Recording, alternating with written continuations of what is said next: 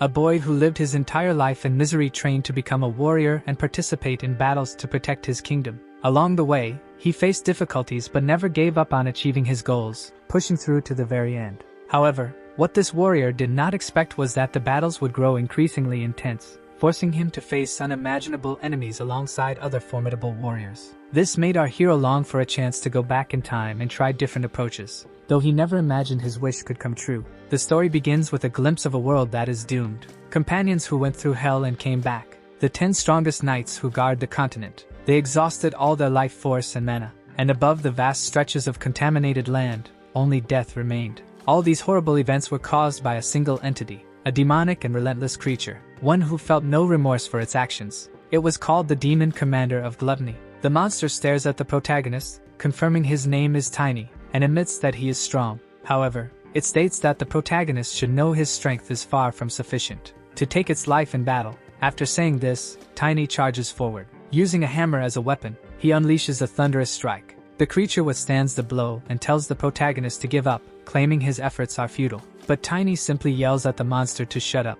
Meanwhile, he continues attacking, this time using the meteor summon. After striking the monster, Tiny calls it a noisy bastard. He does not stop attacking, using all his strength against this enemy. After a while, he finally gains some peace, having defeated the creature. But he believes he will die alongside the enemy, because even though he won, he was severely wounded. Not only that, but his mana was also completely depleted. He reflects that everything was wrong from the start, and recalls that mana training was knowledge exclusive to distinguished knights and the nobility. For this reason, he had to overcome countless setbacks, advancing slower than everyone else, climbing to the top of the knights from the very bottom. Tiny always believed he could overcome these challenges, but now he wonders if that was truly the case. Thinking that if only he had trained with the proper methods from the beginning, he could have saved the continent and everyone in it. Now all his mana is gone, used up to defeat the Demon Commander of Gluttony, a tremendously powerful foe. However, this was only the 7th of all the commanders, prompting the protagonist to wonder just how strong the other commanders and the Demon King are.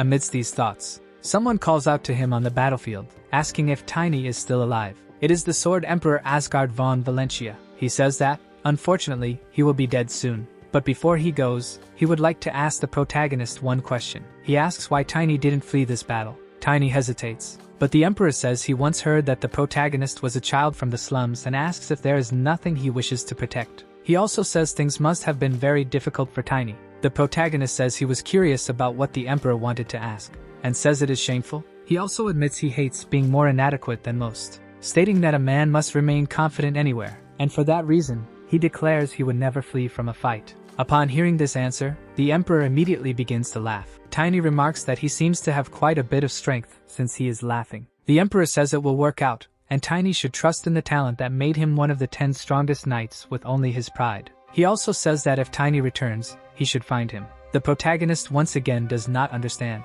but the Emperor says that if Tiny recklessly visits him in the past, his younger self probably won't believe this story, so he reveals a secret to Tiny, saying his daughter's birth name was Lila. It came from the name of the flower he and his wife liked. However, he confesses that he never truly liked that flower, claiming this is the most important part, and Tiny must not forget it. He also urges the protagonist to find him as quickly as possible. Tiny has no idea what is happening, but he notices his consciousness fading and assumes he is dying. However, he suddenly wakes up and sees that the room around him looks familiar, making him wonder if he is dead or dreaming. However, he cannot believe he is going through all this again. This is because this is a past where his sister's body was taken right after she passed away. After his sister was gone, they came in. Tiny gets irritated whenever he thinks about Irina, who hid the gold ring, but he quickly remembers that it was actually him who hid it, and his sister was beaten while trying to protect him. He recalls some guys showing up, saying they almost messed up Wolf because of her, and they wanted to teach her a lesson so she would never do it again.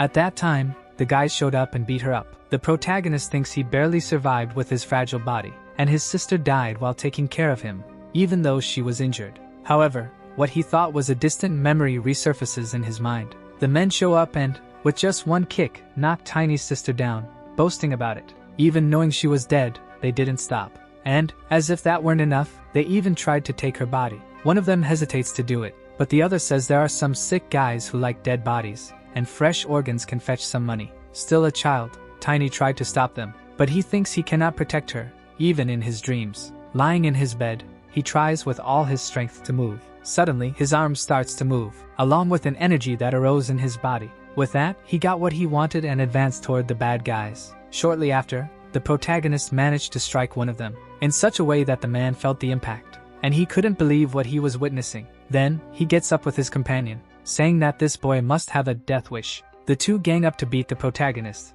saying he wasn't allowed to leave his bed. Young Tiny resisted because he only wanted to protect his sister. After beating him up severely, the men give up on taking the body due to the boy's persistence, and ironically they tell him to have fun with his dead sister. But now the protagonist realizes this is different from his past, because the ending of the nightmares he has had until now has changed. He is unsure why the sudden change, still believing he is in a dream. He also remembers that he couldn't manipulate mana at this age. Then, he recalls the Emperor's last words, and starts to believe that he really was sent back to the past. Tiny begins to realize he is not in a dream, because now he imagines he can change his future. Tiny doesn't believe he can manipulate mana at this age, but he starts to believe it when he sees his powers in action. Soon, he concludes that the Emperor indeed sent him to the past, and he realizes this is truly not a dream. Then, he says the old man made a mistake in sending him now because he wished to be a bit further ahead, precisely because, at this time in his life, his body is still fragile. The protagonist is aware that he is just venting uselessly, and the Sword Emperor was not confident in his own power.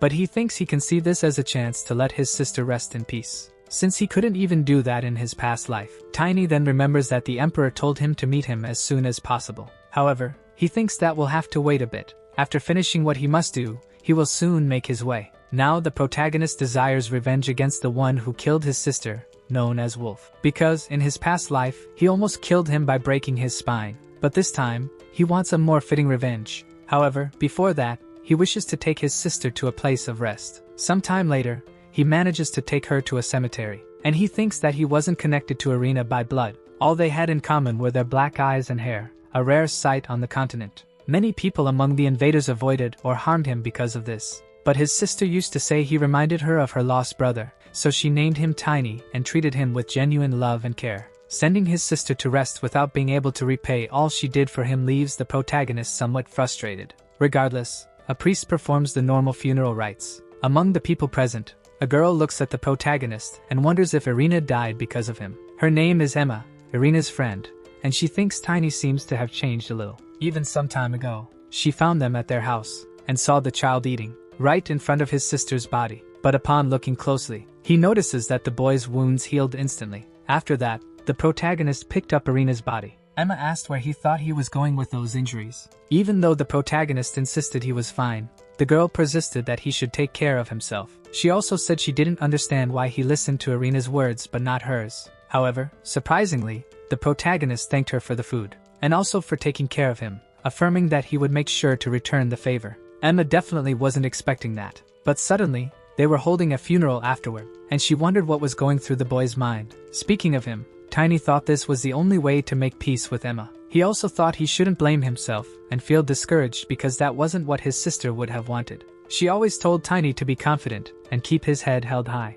Soon, the protagonist declared that he held on to Irina's words, saying she should watch him from above and asserting that he wouldn't have any regrets this time. A month after the funeral, the protagonist was ready to start over. He then walked to a specific place. Some men recognized him as one of the slum kids, thinking they could take his money all at once. But as they approached, Tiny asked where Wolf was. One of the men, irritated, asked how he dared to say that name, claiming he must have lost his mind. He even tried to slap the boy but was stopped. Tiny sarcastically asked what was wrong with mentioning Wolf's name. Meanwhile, he gripped the man's arm tightly, making him scream in pain. Seeing his partner fall to the ground, another man asked what was wrong with this kid, thinking Tiny must have found a potion or something to have gotten so strong. But he believed Tiny was just another brat, and went for an attack. Grabbing the boy by the shirt, the man tried to lift him but struggled greatly, wondering why the boy was so heavy. Tiny said the man must be wondering what was going on since he was heavier than he looked, and told the man to just give up, but then added that the man wouldn't be able to do that anyway and kicked him hard.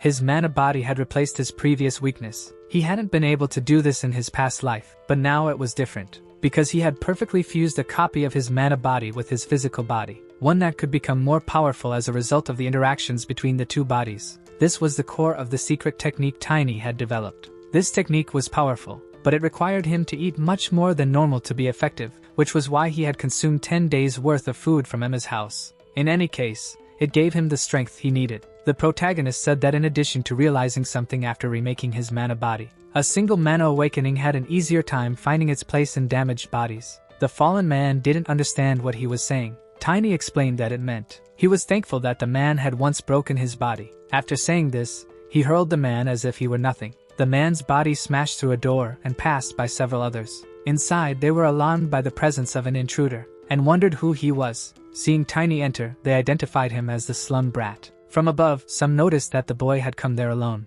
and questioned what he would do without a weapon. The protagonist asked what they meant by without a weapon. Then, with his bare hands, he attacked, saying he did have a weapon, his own body, which he used to defeat his enemies and throw them as if their weight were as light as paper. The mess the protagonist made was enormous. He fought against multiple grown men with a child's body, making it seem insignificant, because no one there was a match for him. Tiny even had fun beating his targets. When he finished, everyone was on the ground, and some had even lost a few teeth. Thus, the first stage was complete. He declared he was tired of dealing with the small fry. What remained were the Ronners brothers, and Tiny asked why they wouldn't come down to fight him. After the protagonist confronted the brothers, one of them declared he would split Tiny in two, but as they faced the boy, another brother noted that Tiny was a mana user. Soon, they conclude that the body of a mana user can be sold for a good price. While Tiny was playing with one of the fallen bodies, the two brothers tried to catch him off guard, and then he tossed the body aside, saying it was already all broken.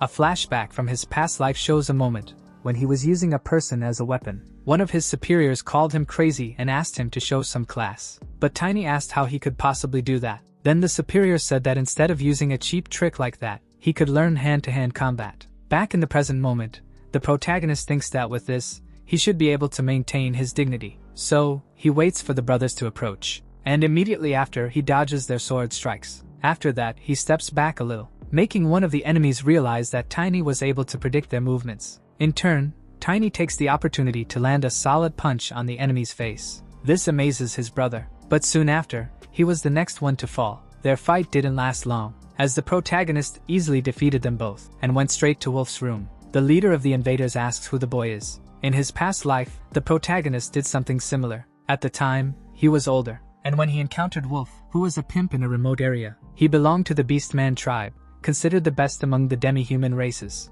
Among them, the pure silver werewolf was special, since he had a trait usually found only in the direct bloodlines of the Beastman royal family. It was very difficult to kill him in Tiny's past life, as he didn't know why a silver wolf was in such a place. But this time, he knows what awaits him. Seeing the boy, Wolf asks if he was the one who caused all this mess. Tiny asks if he can't deduce the answer himself, saying his intelligence must only go that far. Wolf calls him an insolent brat, and promises to tear out his tongue. Soon, he begins transforming into his beastly form, and the protagonist says it would have been better if he attacked with everything from the start. Wolf's claws begin to emerge, along with hairy animalistic paws. This way, Wolf transforms completely, but Tiny becomes a little confused, saying that Wolf doesn't have gray fur, as he imagined, and asking what kind of dog he turned into. Wolf doesn't like being called that, and launches into a furious attack. The protagonist wonders what is going on, as he notices that Wolf is stronger and faster than the Ronners brothers. Still, he dodges the attacks, and thinks that Wolf cannot be compared to how he was in his past life. Then,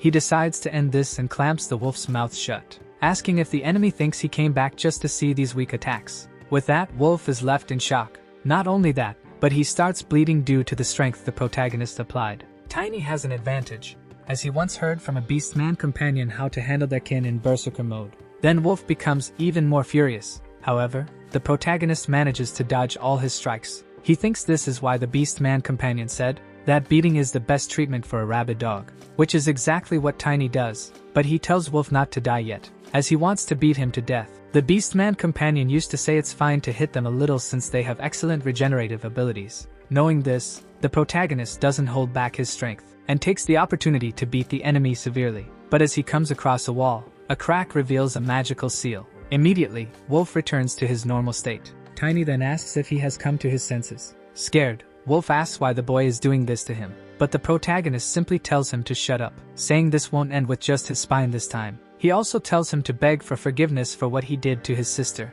After feeling satisfied, Tiny says to his sister that he hopes he gave her some comfort for her pain, He tells Wolf that if it were up to him, he'd cut his head off. Wolf begs for forgiveness, just as the boy told him to do, saying he deeply regrets what he did. But the protagonist's rage is so intense that he wants to decapitate him and take his head as an offering to his sister's grave. Hearing this makes Wolf even more desperate. Then Tiny says that his sister probably wouldn't want to see Wolf's face after everything she went through. Then he decides to clear up some doubts and asks Wolf what a beastman like him is doing in this place. But before that, he picks up a stone from the ground that had fallen from the enemy and says he's never seen one like it in his past life. Upon touching it, the protagonist is overwhelmed by a strange energy. He wonders if this might be demonic chi. Inside the stone, he sees a silver wolf trying to escape. The wolf lunges at the protagonist, leaving Tiny quite surprised by the sight. Back in the past, a friend of the protagonist wanted to show him something about spirit creatures. These creatures are beings that are reborn after accumulating mana for at least a century. Tiny didn't know such beings lived outside Elbapane, but he had heard that these spirit creatures were rare. His friend asked if he knew that the soul of a spirit creature was a spirit. He answered yes, even though he wasn't a spirit tamer. She then asked if he knew what the quintessence of a spirit was. As she spoke, she held a stone in her hand, similar to the one the protagonist now held. Back in the present, he wondered why a werewolf possessed such a precious item. Tiny also thought it was in a strange state since this object was emanating demonic chi, which was typically found in demon spirit stones. Regardless, he knew he needed to deal with this strange thing in the form of chains. So, he punched the spirit creature. With that, the chains broke. In the protagonist's mind, some scenes appeared. Scenes he identified as the spirit's memories. He wondered why, in the memory, the spirit was surrounded by strange individuals. He also noticed that all of them had demonic chi, and they were using it to fight the creature. Even as it tried to resist its enemies, the spirit wolf couldn't defeat them. With knives infused with demonic chi, they attacked the wolf and managed to bring it down. After that, the protagonist saw that they were after the spirit stone. He also saw that a boy held the stone and handed it to another member of the group. The one who received it transformed into a werewolf. This way, the protagonist realized they were creating beastmen by making them absorb spirit stones. It became clear that Wolf had been a child transformed in this way, but since the protagonist arrived too early this time, Wolf hadn't fully absorbed the power. That's why Wolf appeared different from how Tiny remembered him. Then, the spirit wolf tried to attack Wolf, but the protagonist stopped it, saying that this guy deserved a more miserable death. He realized the spirit understood him and thought it was incredible since he was sure he had no talent for taming spirits or animals. But he remembered his friend saying that it was possible for a human to become a spirit tamer as long as they had a pure soul and enough mana. However, she had also said that only young children were pure enough to do so. Now he realized he had returned to his childhood state. However, he didn't think he was pure in the way his friend Estina had described. The wolf stared at him and approached the boy.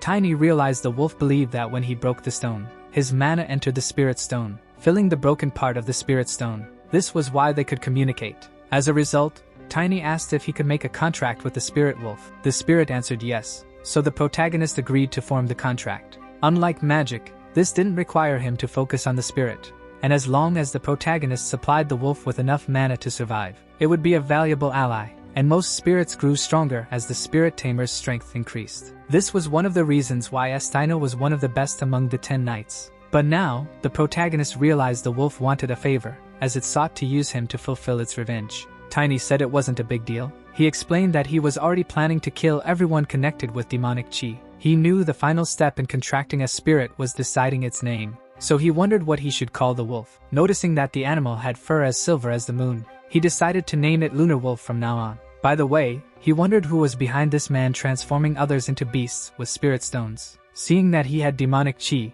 they might be what the protagonist described as them, the demon worshippers, fanatics who rejected God and worked for demons. They had caused chaos in the world even before the Demon King's army appeared. Tiny had been stuck in a labyrinth during that time, so he didn't know much about it. Wolf is still begging for mercy, but the protagonist tells him to shut up and asks if the boy who gave him the spirit stone was a demon worshipper. But Wolf can't even respond, as he is out of his mind. The protagonist then asks the Lunar Wolf to wake him up. With a roar, Wolf snaps back to reality, and the protagonist repeats the question. Wolf mentions an organization, and the protagonist demands more details. However, the deranged man is not thinking straight. He says the organization won't let Tiny get away with this thing so easily. He also claims that he himself was just a test subject for them. Finally, he starts to mention the great power they possess. But before he can finish, his head explodes. Even the protagonist is surprised. He hadn't expected they would place a spell to prevent Wolf from revealing secrets, though, upon reflection,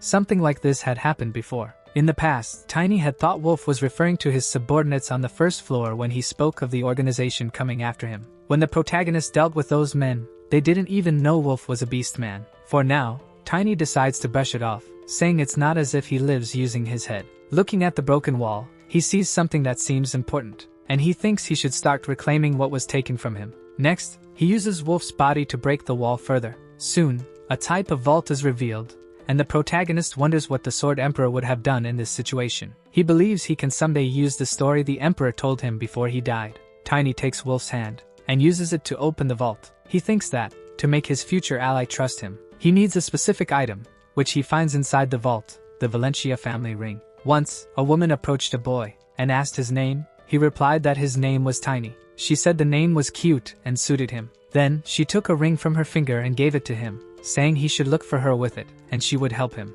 Back in the present, the protagonist knows that everyone living in the Aslan Empire knows who she is. Chloe von Valencia. She is the youngest daughter of the Sword Emperor, Asgard von Valencia. She is also known for her kindness and generosity since she was a child. Back then, she was called the Angel of Valencia. Everything changed around the time she turned 16 because there is a tradition in the Valencia family where children who reach adulthood must place flowers in every temple in the empire and make their names known. This must be the reason they met an invader, the red light district of the Files fiefdom, located on the borders of the duchy. In his past life, Tiny was unable to retrieve the ring because it took too long to seek vengeance, and getting help was difficult. But this time, the ring will be of great help. Now that it's in his possession, it should be much easier to meet the Sword Emperor. Suddenly, someone appears, asking about the protagonist, and Tiny already knew this person would show up.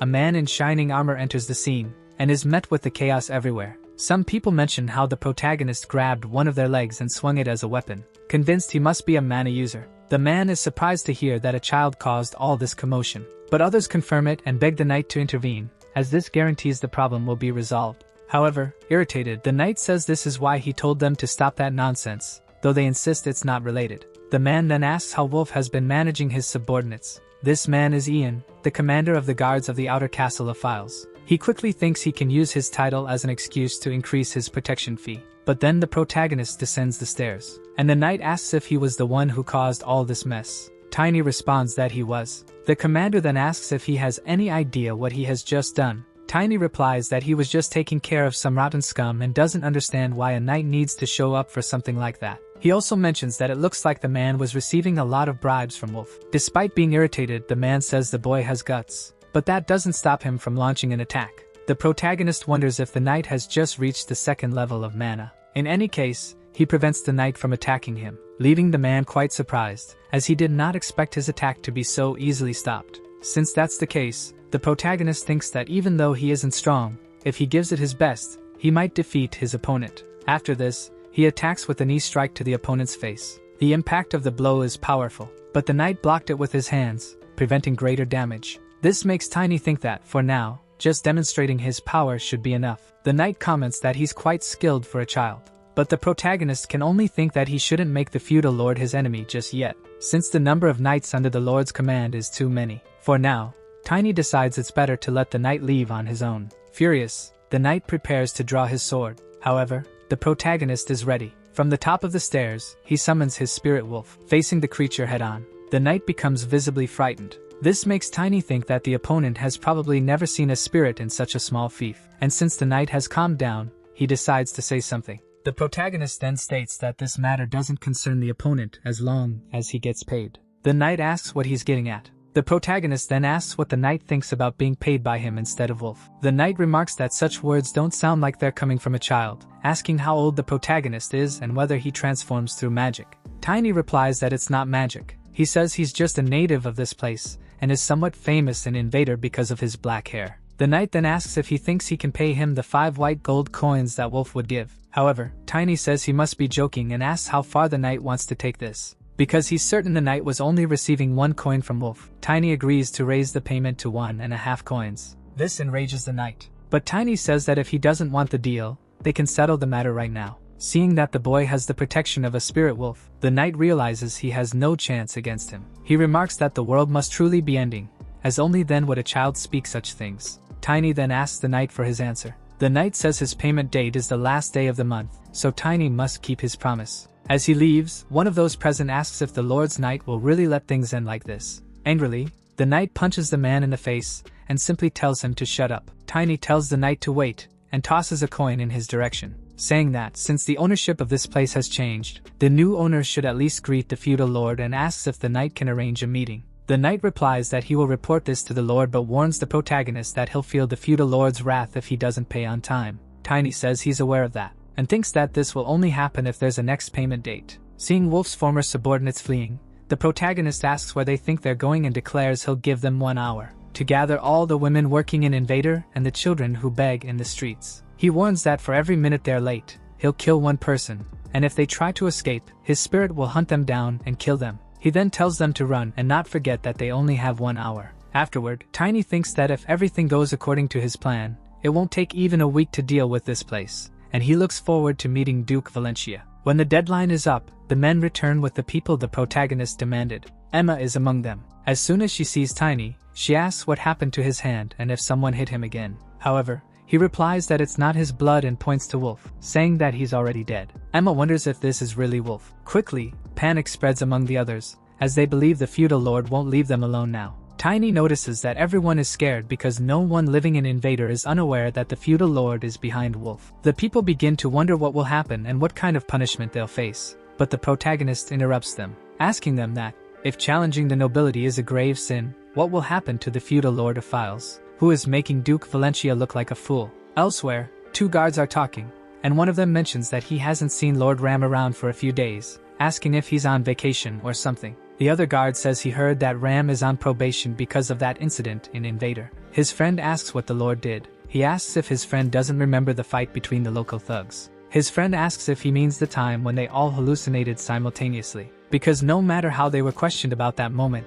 they all said the same thing about a giant wolf chasing them. The guard says he remembers now, and not only that, but the leader of those men was unrecognizable when they found the body, and all the money the former boss had simply disappeared. But he asks what that has to do with Lord Ram. His friend responds that it seems while he was negotiating with the new boss, they had a problem. All the shops and warehouses were closed, and the merchants who visited the city have many complaints, as they are no longer making money, which has angered the feudal lord. He also says that's likely why the feudal lord summoned the new boss. While they are talking, the protagonist listens in, hidden, back to the moment when he was talking with the people. Emma asks Tiny what he is talking about. The protagonist knows that in his past life, he used to believe all nobles were the same, so even after looking at the ledger, he didn't think much of it. As part of the feudal lord's request, he handed over half of Wolf's fortune and the ledger. In return, he gained only some knowledge about Invader. But things are different now. Even though Tiny isn't the smartest person in the world, due to his past life as a knight, he realized there are nobles who are above other nobles. And with this ledger, the feudal lord is finished. So he tells Emma that she doesn't have to understand this now,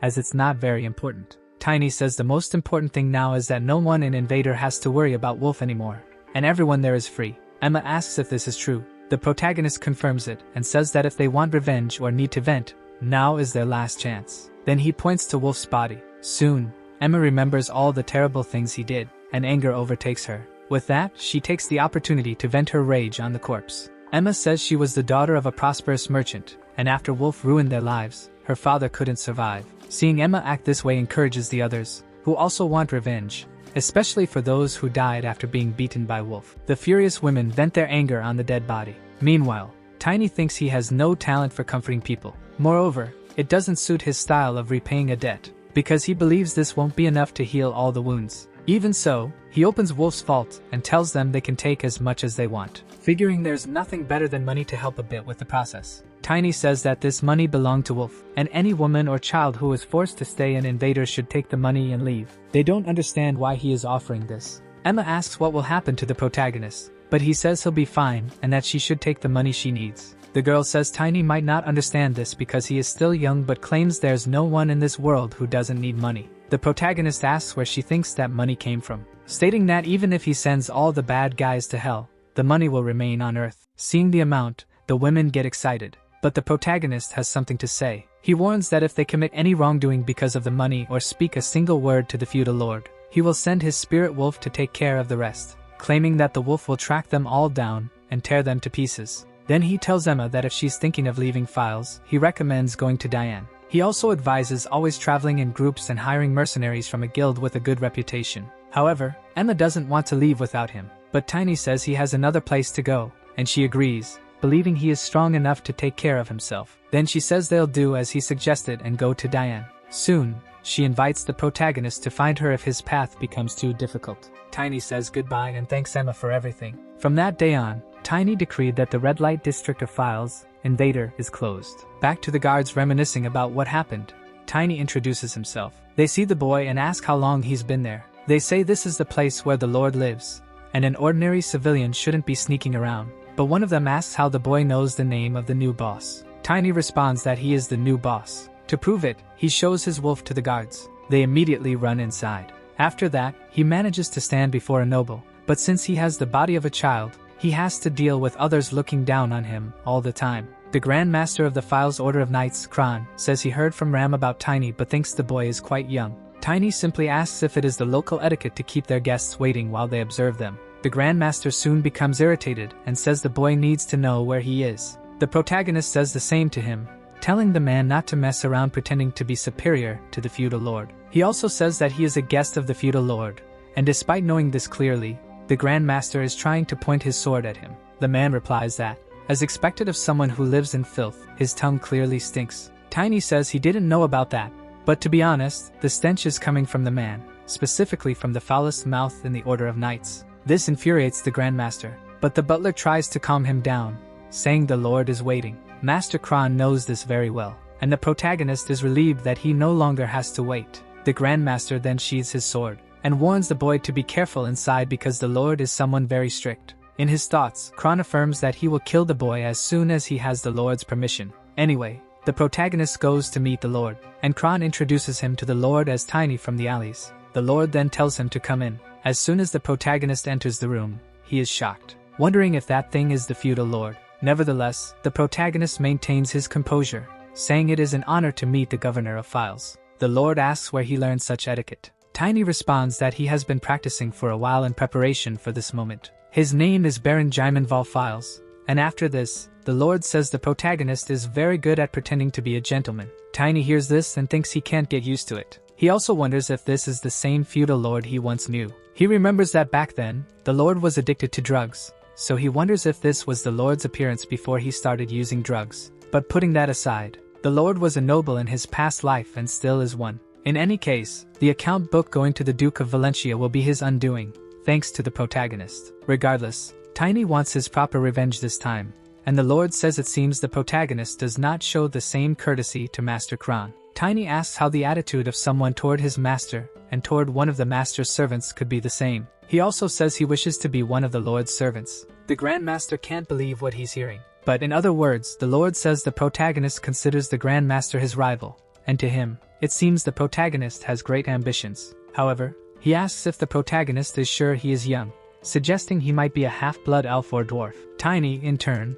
responds no and claims to be only 13 years old, which surprises them. The Lord, however, says it doesn't matter, as the protagonist is now before his eyes. But for someone who wishes to be his servant, he states that the protagonist stole his money, and asks if the boy would mind explaining this. Tiny responds that he did it for the Lord's own good. The Lord says he thought the boy was clever for his age, but it seems he still doesn't know how this world works. In turn, the Grand Master says that if the Lord wishes, he can eliminate the boy right now. But Tiny asks if the Lord knew that the Duke of Valencia has started a crackdown on drug trafficking and prostitution. This leaves the Grand Master extremely surprised. The protagonist claims to know that the Lord is aware Miss Valencia visited his land and acquired this information from her company. Tiny says he just wanted to clear things up for the Lord before it turned into chaos. He thinks this is the truth, so it doesn't matter if the Lord investigates it personally. The Lord says he heard about it during the coming-of-age ceremony for the youngest daughter of the Valencia family. They were planning something big. After that, the Grand Master tells the Lord that all of this is just the false ideas of a child and that Valentino is full of brothels. But the Lord interrupts him,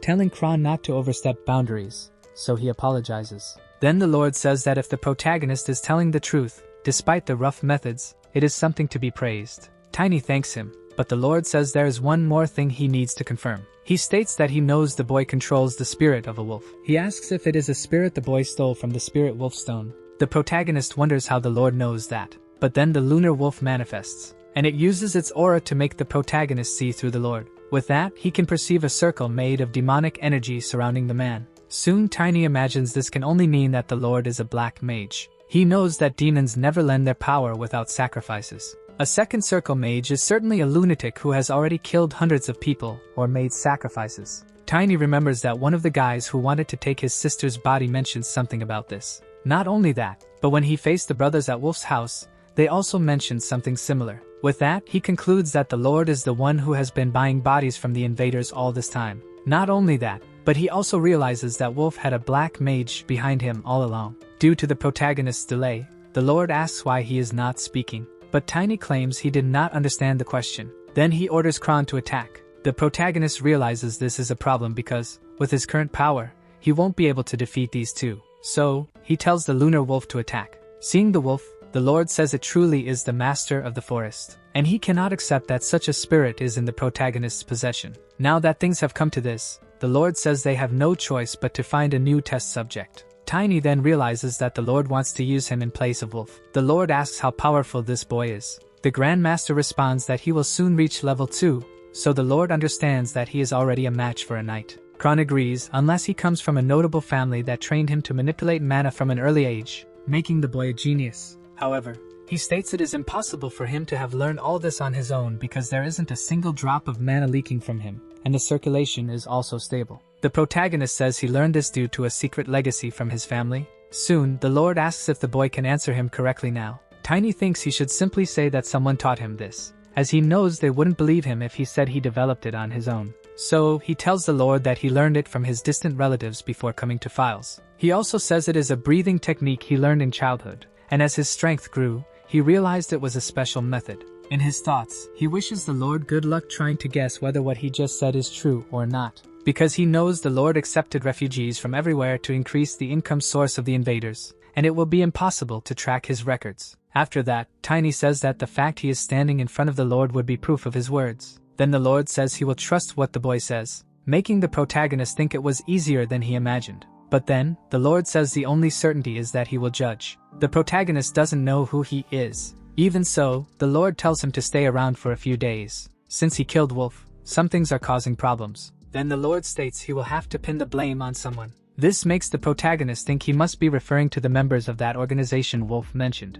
And he considers that if the feudal lord is as cautious as he is, he might be an incredible black mage, making this very dangerous. The Lord interrupts his thoughts, demanding an answer from the boy. He also says he wants the protagonist to be his sword, adding that this shouldn't be a bad offer. Tiny simply says that if the Lord orders it, he will accept, believing himself to be a special guest. The Lord confirms this, saying the boy should be very careful with his actions in his presence. In his thoughts, Tiny notes that he still has a card to play. It will take about 3 days for the Duke's men to identify whether the account book is genuine or fake. Another 3 days for the punitive army to be assembled. And about 10 more days for the army to arrive in Files, maybe a little over 15 days. However, if the Lord's guest arrives after this period, everything will work out. So, he asks the Lord when his guest will arrive. The Lord does not understand why he is asking. Tiny says his wish is to know this so he can use as much time as possible to learn proper manners. The Lord then says his guest will arrive in a week and tells the boy not to disappoint him.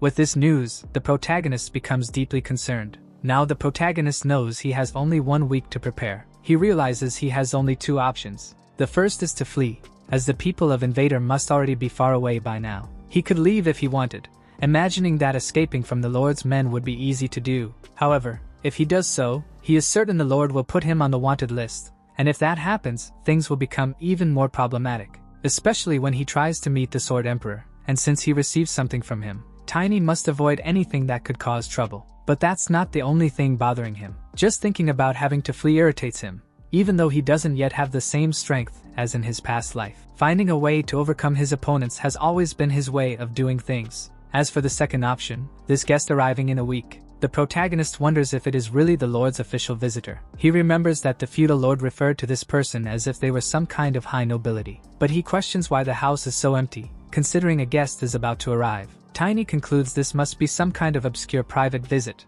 And definitely, the person supporting the feudal lord is not someone who can show themselves in public. If that's really the case, he wonders what would happen if some kind of major unforeseen event occurred in Files before this guest's arrival. He imagines that a lot of attention would be focused on one place, and there's a great chance this visit could be postponed or cancelled. Even though there's a high risk of failure, Tiny always approaches things this way. But for this specific task, the protagonist knows he needs to become stronger, and with that, he will be able to defeat the Grand Master and the Lord. After some time, he stops his training, because he feels hungry and wants to find something to eat. In the dining hall, the cook is startled by what he sees and ends up spilling hot soup. The person he was serving asks where he's looking, but when that person also sees the scene, they are equally surprised, because they see the protagonist eating an absurd amount of food and wonder how he can eat so much, speculating that he might have dwarf blood, as they've heard dwarves eat as much as orcs. For his part, Tiny thinks his mana body, which has surpassed dissonance, improves whenever he eats.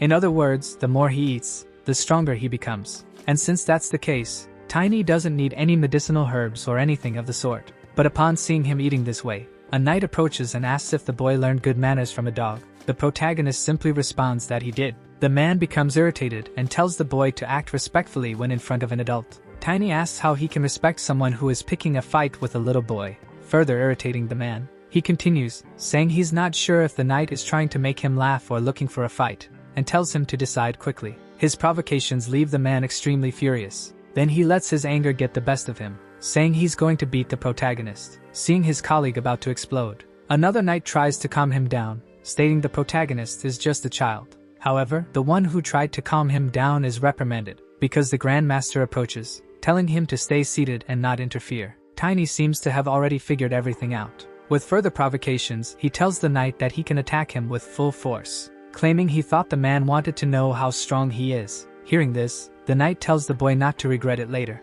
With that, the protagonist simply thinks that the Grand Master should stay still and just watch. Not only that, but he also knows that the feudal lord is behind all of this. Outside the dining hall, everyone gathers to watch the fight between the two, including the Grand Master, who is the most eager. Next, the knight named Grant claims he will put the boy in his place. Tiny asks if he is really sure about that. Grant simply tells the boy to grab his sword, stating he will finish this quickly and asking if he's not scared now. However, Tiny scoffs at his opponent and doesn't even grab a weapon. Then, he lands a kick on the knight's shin, which causes him immense pain, but he tries to hold back so as not to show weakness. Next, he attempts to strike the boy. However, the protagonist is more agile than he expected. After that, Tiny prepares to deliver another kick, and ends up hitting his opponent's other leg. Grant can't believe he's been hit twice, wondering if this is really the power of a mere level 1. Looking at his leg, he notices it is already swollen, yet he thinks he cannot lose to a child. Meanwhile, the protagonist thinks his opponent is quite resilient, but driven by pure rage, the knight tries to attack him. Tiny once again manages to evade, and prepares to attack again, which leaves Grant even more astonished. Then, Tiny leaps toward his opponent, and grabs him with his legs. He tells Grant not to worry because he won't kill him. The protagonist merely knocks his opponent out, and loudly and ironically asks if knights are really this weak, leaving everyone else utterly surprised, because they can't believe that Sir Grant lost to a child. Tiny stares directly at the Grand Master, who, in turn, is furious about what happened, but he simply turns and leaves. The protagonist concludes that he intentionally defeated a knight in front of numerous people without the help of the Lunar Wolf. He knows there aren't many people capable of doing that. Now he thinks the feudal lord will become increasingly hesitant to get rid of him. With that, he says in his thoughts that the probability of success has increased. The protagonist loses his balance for a moment, and wonders if he overexerted himself, but he thinks he had no choice in such a situation since he had to use mana for this. If it were in his past life, he would have faced many problems, because while his body recovered quickly, he was still at a disadvantage due to the slow recovery of mana. However, in this life, his body is in harmony with his mana, so that disadvantage is a thing of the past. Now he can train as much as he wants, and he can become even stronger than in his previous life. The next day, the movements in the duchy turned out to be true, and the Lord says he made a mistake with the protagonist. Tiny thanks him for his consideration and trust. The Lord then tells him to enjoy the veal steak and feel free to eat the other dishes as well. With that, Tiny comments that it seems like a bit much for breakfast. However, the Lord asks if his strength doesn't come from large quantities of food. The protagonist replies that what happened with that knight yesterday was a fluke. Hearing this, the Lord tells him not to be modest, claiming that his future is very promising and lamenting that there isn't a good master to teach a genius like him. From what he has heard, the Lord says the greatest knights in history grew up alone without masters. But Tiny says what made them grow was having a great lord to follow. The Lord is surprised that the boy knows about history and etiquette, making it clear to him that the protagonist is no ordinary commoner. In his thoughts, Tiny says he had an entire previous life to learn these things. Returning to the Lord, he says that both in the Empire and in neighboring kingdoms, this type of ears, black hair, and black eyes are very rare. However, if you include that, it becomes difficult to guess. The protagonist doesn't understand what he means by that. In any case, the Lord says he never thought a foreigner could be worth so much. Once again, Tiny doesn't understand what he means, but the Lord says he will be able to explain in more detail. He talked about the protagonist to him, and it seems it pleased him a lot. Tiny doesn't understand any of it, and thinks that he is definitely a crazy drug addict. He also thinks that the Lord is only in such good condition because of the power of the circle, but one can never know when the demon will strike. In his past life, Tiny imagines that he must have abandoned the Lord and removed the circle. For his part, the Lord says that he is eager to meet the boy. He also says the protagonist cannot imagine how good he is and will definitely make great use of him. Tiny thanks him for this precious opportunity. After the meal, he returns to his training. The protagonist is worried about him and the organization, but he thinks now is not the time to dwell on that, as he needs to prepare. He knows that the Lord is in the second circle, and Matukakran, of the second stage, is slightly stronger but still comparable, because the level of a mage and a mana user are similar, and the protagonist passed the second stage a long time ago in his past life. But now, he has to reach that level again and imagines that 6 days will be enough. 3 days after this realization, he notes that his body is still small but already quite strong. Just as much as his strength and weight were compressed, his elasticity has increased, and his movements are even better than in his past life. It seems that Tiny has rebuilt the foundation entirely and thinks that perhaps the problem was his monstrous size. In his previous life, he only wanted to be big and strong, and his body, connected to his mana, responded to that unconsciously. The harmony between his body and his mana was broken because he grew too large. But now that he has reverted to a child state, he concludes he doesn't need to be so big to be strong. While training, however, he notices some movement. A few guards appear and identify him as the boy who defeated Lord Grant. They then leave, saying it's better to return later. Tiny feels grateful that they are avoiding him, giving him more space to train. After eating heavily for 3 days, and training for hours with the dummies, everyone eventually loses their curiosity. Now, they slowly start avoiding him. However, the captain approaches. The protagonist asks what he wants. The captain tells Tiny to follow him because the Lord has instructed them to give the boy a weapon. Upon seeing the enemy's sword, Tiny thinks the timing couldn't be more perfect. The captain says the boy doesn't realize how much the Lord thinks of and cares for him. He tells him to be grateful. Meanwhile, the protagonist looks around. He sees an armor set, which he thinks is very expensive but fits him perfectly. However, when looking at the weapons, he doesn't see any axes or war hammers, and he thinks he will need to spend his savings. After this, he asks the captain if he can take something like his sword. The captain asks if his sword looks like something mass-produced. He says the sword's name is Grills, crafted by Rogers, a renowned swordsmith, and it is a luxury artifact. He also says that a little bird doesn't eat stones. Yet the protagonist can only think about how much blood must have been spilled by that sword. Even so, he says that the sword suits him more than the captain, claiming that this sword should be in the hands of someone more talented for the Lord's sake. Hearing this, the captain bites back his anger, calling the boy insolent, and asks if he's trying to get himself killed. But the protagonist asks if he wants to test his skills right now. He then holds the sword as if it weighs nothing, saying that if he loses, he will hand his head to the opponent on a platter. As if the captain wasn't furious enough, this provocation makes him attack the boy with all his strength. Outside the armory, the guards only hear the commotion and listen to the protagonist apologizing, saying he'll be more careful. But then the boy walks out of the room, and though injured, he is carrying the sword he wanted so much. The guards who see this wonder if Captain Kron hit a child, thinking that even though Tiny is exceptionally skilled for his age, this will be a problem. They also wonder if it's true that the captain dislikes this boy, as rumors suggest the protagonist might even take the captain's place in the future. Still, they think it's wrong for a captain to hit a child. But in any case, they decide it's none of their business, and go about their lives. As he walks through the corridors, some maids, upon seeing the protagonist injured, ask what happened to him. Tiny replies that the captain said they were going to fetch a weapon and he agreed to go with him, and then this happened. The maids then tell him to go rest and call them if he needs anything. Back in the Lord's chamber, he asks what is happening with the sacrifice. His servant replies that it is secure, so the Lord asks if more bodies appeared again today. The servant confirms, and the Lord thinks that this boy is turning the invaders upside down. With that, he dismisses the servant, and says he doesn't know what the boy is plotting, but he thinks he has to put an end to it, because he imagines that in a few days, the boy's lineage will be confirmed, and then they will be able to proceed. There's just one problem, as the Lord thinks that if the protagonist belongs to that family, then of course he, as the owner of that wolf, will have to pay a terrible price. However, he hopes that won't happen because seeing how knowledgeable and well-mannered he is, it's clear the protagonist came from a family of great prestige. Moreover, even though he is very talented, someone his age could never defeat a knight, probably because he must have mastered the vision of that family. And above all, the protagonist has those black eyes and hair. For the Lord, there's no clearer evidence than this, and he can't wait to see him. However, as he lies down to sleep, he hears a sound called an alarm spell. He wonders if it's a servant? If so, he wants to know who would dare disturb him unnecessarily, claiming that he will take this person and use them as a sacrifice. Then he tries to rise from his bed,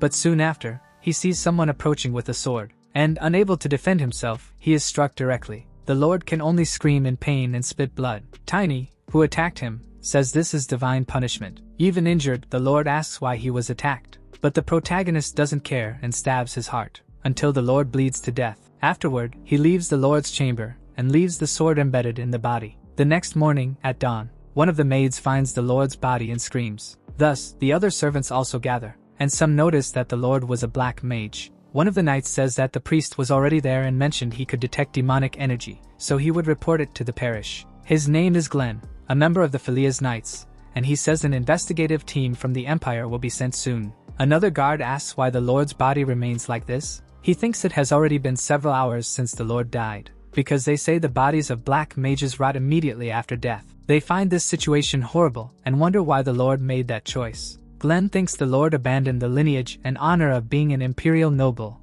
and was executed as soon as it was discovered. Then he says there's no way to question a dead person, but there's still something unclear. After that, he examines the sword more closely and realizes it's the captain's sword. However, the others don't believe the captain would do such a thing. One of them mentions that the boy managed to meet the Lord alone, given his excellent skills. He also says there was talk about a new captain, so he concludes the current one might have snapped after hearing this. Another guard asks if he would kill the Lord just for that. He wouldn't do such a thing unless he was insane. However, they question, if that's the case, why hasn't the captain appeared yet? Glenn says he has a bad feeling about this, and decides to do some investigations. Soon, he talks to several people, and after interviewing all the guards and servants, he discovers that the captain beat Tiny a day ago. Finally, they gather all the testimonies, and Glenn tells them to summon the boy. Facing Glenn, the protagonist says the captain mentioned that the Lord ordered him to fetch a weapon, so he accompanied him to the armory. But he didn't imagine that all along, the captain just wanted to beat him, and furthermore, he didn't receive any weapon. Glenn becomes irritated, stating that the warehouse has already been inspected, claiming that there were some traces, but the captain wasn't there, and no one has seen him anywhere, alleging that the captain vanished like a ghost after meeting the boy. Then he asks if the protagonist truly didn't meet the captain after that. Glenn insists on his question, but the protagonist states that he did not meet the captain. Then, Glenn asks if he doesn't find that strange. Tiny says he's somewhat worried that Glenn isn't taking him seriously. He also says he's not happy to hear that but insists he's telling the truth. Glenn thinks this matches the testimony of the staff. Showing concern, the protagonist asks what will happen to him, claiming that the master had said his future was secured. Glenn simply tells the boy to come back there earlier, and then lets him go. Tiny thinks that this knight is one of the bastards living there but wonders why he doesn't remember him, and asks himself if he just forgot. But after thinking about it carefully, he remembers perfectly killing all of them in his past life. He then thinks it would be suspicious if he returned to the room after being interrogated, concluding he cannot be careless. After some time, he returns to the room, and receives a mercenary plate and money from Glenn. Glenn says that only commoners with the status of mercenary or merchant can freely enter other provinces, affirming that he personally verified the identity. Tiny thinks he really wanted one of those, but he asks why he's being given it out of the blue. The knight tells the boy that playing around in a rotten place will only waste his talents, and advises him to go play in better places, claiming that this is advice from a life veteran. Upon hearing this, Tiny thinks this is advice the knight himself wishes to follow. Now he understands why he hasn't seen him before. Glenn must have left the place. Regardless, Tiny thanks him and says he thought he should leave anyway. He thinks that now that the Black Mage is dead, the Imperial family must act. The protagonist prevented him from making a move, but the Duke's investigation team hasn't appeared. So, he concludes that he'll have to go personally. Glenn tells the protagonist that if he succeeds on his journey, he must not forget about him. Tiny asks what his name is again, and Glenn is shocked that the boy doesn't know his name. A bit embarrassed, he introduces himself as Glenn Liberty but says the boy can just call him Glenn. The protagonist then says that Glenn also needs to remember his name. Then he leaves, saying that Phileas is without a lord as its leader. At the moment, everything is in the hands of that knight. In a way, Tiny feels guilty, as the knight said he would need a mage specialized in tracking to find the captain. Thus, Tiny has left an unsolvable problem behind, and now that he has a mercenary plate, he plans to borrow a horse from the guild for transportation. But immediately, the lunar wolf appears. The protagonist understands that the wolf is offering itself as a mount but says riding it gives too many jolts over long distances. Not only that, but he claims that a human riding a wolf's back will vomit everything in their stomach within 10 minutes, arguing that he is too slender to have the same balance as an orc. But the wolf doesn't care and forces the protagonist onto its back. Tiny, in turn, comments that the animal is still a bit small, because spirits usually materialize at the size they had when alive, but they can also materialize in proportion to the mage's size. While using the wolf as a mount, Tiny realizes that their souls and senses must first become one, and so he decides to try. Soon, he uses a level 2 spiritualist ability, Condemnation of Sensory Soul Link. Immediately, the wolf's body begins to transform. It becomes stronger than before, surprising the protagonist with this. He remembers his old friend asking what could be done by becoming a spiritualist, claiming that each domain is different. But the mage's traits manifest in the spirit. Strength and endurance, those are the mage's traits. But shortly afterward, the wolf takes off. It runs at an astonishing speed. The protagonist notices that all his senses are heightened, as they are connected to the wolf's senses, his vision and his sense of smell. He imagines he will save a lot of time reaching Valentia and concludes he can travel farther and faster this way, possibly even reaching Curran, where the first catastrophe will occur. In his previous life, as if heralding the arrival of the Demon King, many catastrophes emerged one after another, which greatly weakened humanity's strength. It all began with the disappearance of Curran's relic, something the protagonist thinks he must prevent from happening. The treasures of humanity granted by the goddess, the 7 sacred relics. This was supposed to be the final sacrifice, but in his past life, these relics were stolen. However, in this life, Tiny wants to overcome all these disasters and become the greatest warrior because he wants to join the human army against the Demon King. The first catastrophe in Curran, the Kingdom of the Sea, is where the protagonist wants to go, right after visiting the Duke's house. At another moment, people notice that the Imperial family is sending an investigation team for the Lord's murder. There are even rumors that he was a black mage. With this, they wonder if they'll end up being affected. A man talks to his friend and says it's better to be careful just to be safe, and his friend says it's better to stay out of it for now. But gradually, they notice a strange mist approaching, emanating around a mysterious person. The city guards demand that this person identify themselves. However, the person refuses, and passes through the city gate with no difficulty, leaving the guards collapsed at the entrance. At night, in the Lord's palace, Glenn is still awake working. However, he notices a strange presence, and asks the person who they are. But the hooded figure, instead of answering, says they have some questions, demanding that the knight tell them everything he knows about the Lord's death. Using magic, they enchant the knight. Enchanted, Glenn has no choice but to obey, and begins to reveal what he knows. The person asks where the Lord's body is. Glenn says that, at the request of the Empire's investigation team, it was placed in a coffin in his room. The hooded figure says that's excellent, and tells the knight to go to sleep and wake up in an hour. After the set time, Glenn wakes up disoriented and remembers nothing. He assumes he has been overworked, which is why he blacked out. But then, one of the guards approaches, saying they have a problem because the Lord's body has disappeared. This leaves Glenn desperate, as the body was definitive evidence of black magic. Far from the palace, in the forest outside Phileas, the hooded figure has the sword that killed the Lord, and finds the body of the sword's owner, already abandoned and dead. They quickly conclude that the culprit must be the dark-haired boy, who defeated the wolf and disappeared shortly after the incident,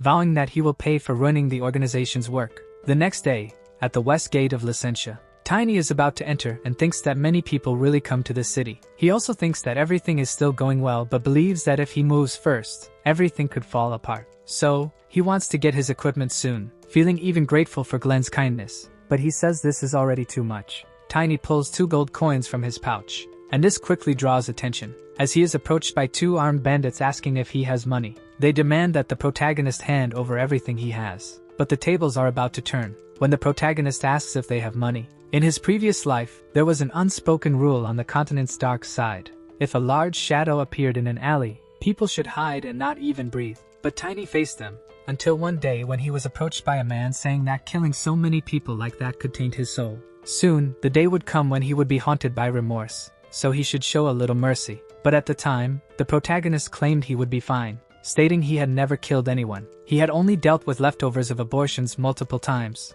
Back in the present, he faced several local bandits and collected their money. One of them curses the protagonist, saying they are from the Rufus family, the Knights. But Tiny claims they are so weak he has never heard of that name. Angry, they try to attack him again. In response, Tiny throws the bag of gold at one of their faces, and as the bandit is thrown back, his companion trembles, knowing he's next. Immediately, the protagonist lands a kick right in his face, and with the impact, he is also thrown back. With all the bandits lying on the ground, Tiny approaches the gold bag and picks it up. Seeing this, one of the bandits says his brother won't let this slide. But the protagonist is only interested in the amount of gold he got and even laughs in their faces. Now that he has the money he needed, he decides to visit a weapons shop. The shopkeeper then presents a leather and iron armor made in the southern mountains, claiming to be resistant to most arrows, which Tiny says seems quite useful. On the other side, some men are talking, and one of them says that, anyway, they can't get close, but the other says they can watch from afar. Hearing this piques the protagonist's curiosity, and he asks the vendor if there's an event happening. Since the boy didn't seem to know, the vendor tells him that the Princess of Valencia is on patrol. Immediately, Tiny thinks that if Irina was the person who taught him about affection, then the princess is the first person who gave him any hope. Although it didn't end very well, thanks to that hope, he was able to leave Invader. Tiny wonders why these people changed his life, believing that if she can recognize his life, then she will know he is living according to her sister's liking. The last time they met in his past life, the princess laughed when Tiny introduced himself, claiming that his name had nothing to do with him. She even apologized and tried to keep her composure, but she couldn't hold back. Back in the present, Tiny thinks she must have already forgotten about him. However, he states that in this life, he will find her sooner, make her remember, and also secure a meeting with the emperor. Elsewhere, a man says that the city of Licentia is one of the largest in the central region. He is the eldest son of Count Lucent, named Edmund von Lucent. As he walks with the princess, he talks about the city's specialties, but she doesn't seem interested. Accompanied by an entire garrison, they continue walking. Edmund keeps talking about things the princess doesn't care about, but she has to fulfill her duties. So, she says she isn't interested in trade and asks if they could take a look at the poorer parts of the city. This question leaves Edmund very surprised, but the princess says they are also residents of this place. Feeling awkward at her response, he agrees to take her where she requested. The princess remembers her father saying that if she is receiving the education of an heir, she should learn about real things. He told her to take a look at the poor because they should have a better life, and only then will the country become a better place. The princess wonders if it's unusual for her to put into practice what her father taught her, believing that in her heart, she wants to change everyone's perception with reality. But when her fiancé is announced at her coming-of-age ceremony, she will no longer be free for the rest of her life. This makes her question whether she should seek refuge in the temple, as she has felt drawn to it for some time. However, she knows her father would be sad about it, and he wouldn't want her to live alone for the rest of her life. Amid her thoughts, she hears that a child is trying to approach. It was the protagonist confronting the guards. Edmund steps forward and asks who this boy is and where he came from, claiming that he must leave immediately. However, unexpectedly for them, Tiny takes out an item, and says this is a ring that the princess herself gave to him, claiming she said he should come see her, and even though he's late, he would like to greet her. The others think this is nonsense, except for the princess, as she recognizes the ring the boy is showing. But she says it's strange because she gave that ring to a poor child, and asks the protagonist how he got it. Realizing that the princess doesn't recognize him, Tiny now finds himself in trouble, as the guards point their swords at him, precisely because the princess thinks he stole the ring. With swords around his neck, the leader of the guards demands the boy explain himself. Tiny now thinks that they met too soon and says it may be hard to believe, but claims that the child is him. He thinks that maybe the princess doesn't recognize him because he suddenly grew up, so he decides to give more details, saying he was the only one with dark hair in Filias, and perhaps the only one in the entire duchy. The princess asks how that's possible because the boy she met was so frail and couldn't even speak properly. She also says he was so small and cute but was a pitiful boy. Thinking about it, the protagonist realizes that even if he were small and cute, he couldn't have done much. So, he decides to use his powers, and summons a small, cute animal for the princess, which she seems to like a lot. As she hugs the animal tightly, even though she's warned it's still a strange spirit. She, however, says that only very pure children can obtain a spirit like that. The protagonist knows this is true, but there's a catch. The leader of the guards analyzes him from head to toe, and notices that the boy has weapons and a spirit, becoming suspicious. On the other hand, the princess asks what the name of this cute animal is. Tiny replies that it's called Lunar Wolf, referring to the moon in the Eastern dialect. Such knowledge about the dialect also catches the leader of the guard's attention. unlike the princess, who is solely focused on the animal. She says she never imagined the protagonist could change so much in just 1 or 2 months, when he didn't even look like he was 10 years old back then. The princess also remembers that his name means tiny. Tiny says he's 13 years old now, and his growth sped up a bit after his mana awakened. Vivian, the head of the guards, says this is very suspicious and asks the protagonist about his true age and whether he's some kind of half-blood. She apologizes to the princess for her rudeness but claims it's her duty to keep the princess safe. Edmund speaks up, saying he also finds this suspicious and suggests it would be better to interrogate the boy after a quarantine. In turn, Tiny says he won't ask them to trust him but reminds them that the princess said she could help him when she gave him the ring before. Edmund becomes irritated at being ignored by the boy, but the princess agrees that the protagonist needs her help. Soon, Tiny asks if she thinks he can meet Lord Asgard von Valentia. Vivian, already annoyed, asks how the boy dares and claims he must be out of his mind. Tiny simply asks if they think a boy could do any harm to the Lord of Valentia. He says there are only 7 superhumans on the continent, and one of them is the Sword Emperor, who can wield the power of destruction. Therefore, someone like that could not be harmed by a mere boy. The princess says that the title, Sword Emperor, would greatly embarrass her father, and notes that it hasn't been long since he was listed as one of the 7 greatest knights on the continent. With that, the protagonist concludes that this has yet to happen. Vivian says that this is definitely a title that suits His Excellency. She also states that His Excellency's prestige has spread even to the most distant fields, and she feels relieved that they accepted it well. Next, Tiny says he would like to personally explain to the Duke what happened in Filias, as someone who was involved in the incident. Elsewhere, the princess asks if this really happened, and Vivian responds that it did. She then asks if the head of the guards is hiding anything else besides what Tiny said. Vivian replies no, claiming that the Empire's lord was a black mage, and that it seems someone else is behind it. The princess says Tiny experienced the situation personally and believes his testimony could be a very important clue. Moreover, she knows that Tiny asked to see her father and needs to return home. Vivian asks the princess how long she intends to hold on to that animal, as she is worried the wolf might hurt her. But the princess says it's just a cute thing, which doesn't seem to please the wolf. The head of the guards observes the wolf more closely and is also charmed by it, but she quickly tries to regain her composure. Meanwhile, the princess asks about Tiny. She says she doesn't know and only mentions that young Master Edmund took him, saying he wanted to talk to the boy alone. The princess grows curious about the conversation, but suddenly, the spirit wolf vanishes from her hands. Elsewhere, Edmund says that he and the protagonist can finally talk alone, and asks what the boy's name is again. He replies that it's Tiny. Edmund doesn't like how informal the boy is, but Tiny says there's something more important than that,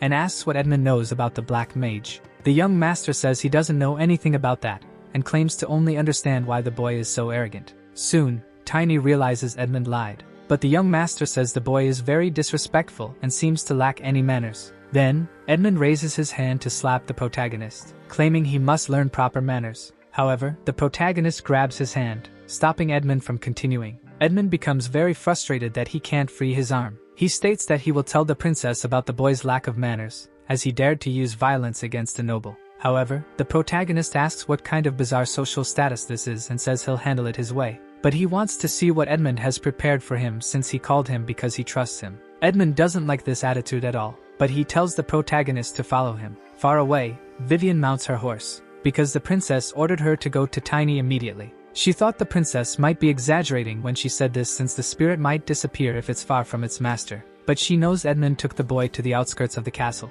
She rides off at full speed toward him, hoping it's not too late. As they walk to another place, Edmund leads the protagonist to a large mansion, but Tiny doesn't seem to care about it at all. After entering, a man asks how Edmund got there. He also asks if something happened, as the deadline is still far off, and he wonders why the young master has come for the product. They are the Rufus family, first in the hierarchy, and a bunch of fools. The protagonist dislikes this family, as he faced them before. Edmund, in turn, says he's not there for the product but demands that they educate this insolent commoner. One Rufus hesitates, unsure if he should do it, but Edmund slaps him, asking how he dares to question the orders of the duchy. Then Rufus says he understands. He immediately tells Eric and Tillman to go ahead. However, as soon as these two face the protagonist, they recognize him right away, because they were beaten by him when they tried to rob him. Sarcastically, Tiny greets them, and both of them are instantly terrified. The eldest asks why the two are hesitating. They respond that this is the boy they talked about before and ask Rufus to handle him. The eldest says the boy is unlucky and should have been more careful.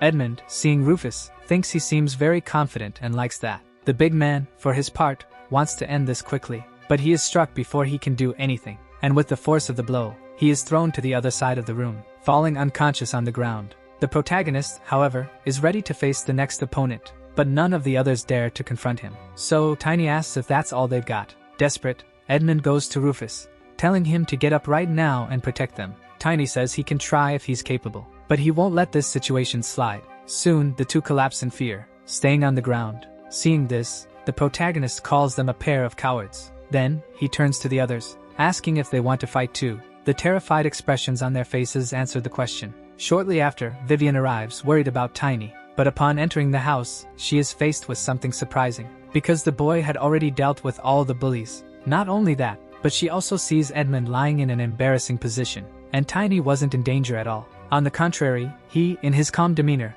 asks why she's there. Vivian replies that she's under the princess's orders because she's worried. Then, Tiny hands her a book of bribes, claiming these guys were involved in human trafficking. And with that, he believes that idiot won't be able to deceive anyone else. This makes Vivian wonder what kind of life this boy has had until now. The next day, because of this incident, Edmund was expelled from the duchy. The princess says it seems he had worked with these human trafficking organizations for a long time, and because of this, the Duke's reputation was also severely damaged. She also says that, from now on, relationships will probably become a bit more difficult. Vivian apologizes, but the princess asks if she thinks she did something wrong. But the one who answers is the protagonist, saying that nothing wrong was done. This makes the princess sigh in relief, claiming afterward that she already knew. She states that merits and demerits must be assigned fairly, without regard for one's status. That's what her father always says. Vivian then asks why she's looking at her like that. The princess says she should have at least broken one of Edmund's arms before he passed out. He ended up escaping everything without any punishment. Hearing this makes Tiny think that these two have a very good relationship. The youngest daughter of the famous Sword Emperor and the Genius Knight, a unique combination where, at times, they seem like sisters, and at other times they seem like mother and daughter. After the situation with Chloe changed, they are always together. Tiny thinks it's interesting that someone younger than Chloe acts like an older sister, or even a mother. Then the princess asks what the boy thinks. The protagonist replies that Edmund had more pride in his aristocratic status than anyone else, and no one will ever forget his sins. Vivian exclaims about the things the protagonist says and asks if he's really a child, but the princess is only interested in playing with the lunar wolf. Afterward, she even comments that the wolf's name is too long and decides to call him just Lunar from now on. Tiny asks if she doesn't blame or distrust him. Chloe responds that she has already heard of the dark-haired boy from Phileas. It's said he destroyed the underworld organization and freed all the victims, and since he just did it again, the princess finds it incredible. With this, the protagonist is glad she believed him. However, she tells him to never let it happen again, and says Tiny needs to share such things before acting. 3 days later, they are still traveling, until the carriage comes to a stop. One of the guards says that an elf has asked them to set up camp. So, the princess steps out of the carriage along with the others. The elf introduces herself as Irina, an envoy of the World Tree. After greeting the travelers, she asks if she may join them for a moment. The princess seems pleased with the idea. However, Tiny recognizes the elf as a fifth circle sorceress. Elves, descendants of fairies, are famous for their beauty. Elvenheim, the kingdom of the elves, is located in the far west. For this reason, it has always been difficult to see elves in the Aslan Empire, which is at the center of the continent. Even so, most of the empire's people are friendly toward them. Elves born with elemental abilities are known for being pure, gentle, and peace-loving. And this elf is a large-scale fifth circle black mage. In turn, the princess asks if Irina is crossing the Valentia Duchy to reach the kingdom of Werevist in the north. Irina imagines that it might be inconvenient for the people of the Aslan Empire, since the empire has been in conflict with the kingdom of Werevist for some time. But the princess says that's not the case and states it's just a long journey. The elf says that's exactly the point,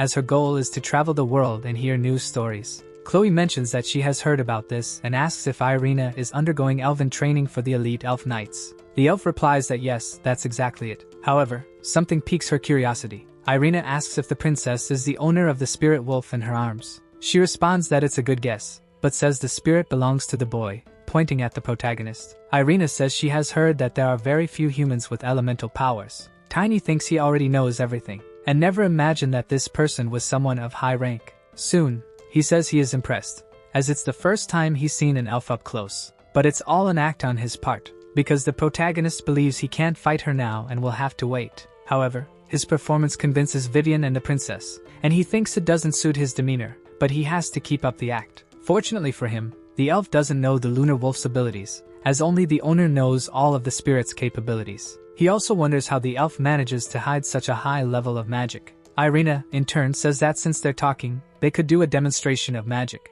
Tiny wasn't expecting her to showcase her power outdoors. This reminds the protagonist of his past, where a friend named Argun warned him to differentiate elven powers. Either way, he observes that there are 12 level 3 specialists in total, and 1 level 4 warrior. The stages of a mage's circles and a mana user's levels can be considered equivalent. So, to defeat someone 1 level higher, at least 5 people 1 level lower would be needed. In other words, if Tiny, at level 2, wants to defeat someone from the 5th circle, which is above level 3, he would need at least 100 copies of himself. A single attack from the elf would be enough to defeat him. Thus, the protagonist considers preparing a surprise strike and just needs to wait for a good opportunity, since they have a secret card on their side, the Lunar Wolf. Speaking of which, the wolf jumps from Chloe's lap and goes to Vivian. Seeing this, Irina says he's very cute and that she would also like to hold him for a moment. Then she asks the protagonist if she can, and he responds that she can. He says he won't deny this request and hands over the wolf. But what happens next surprises everyone. The wolf transforms into its strongest form, and the protagonist takes advantage of the moment to attack.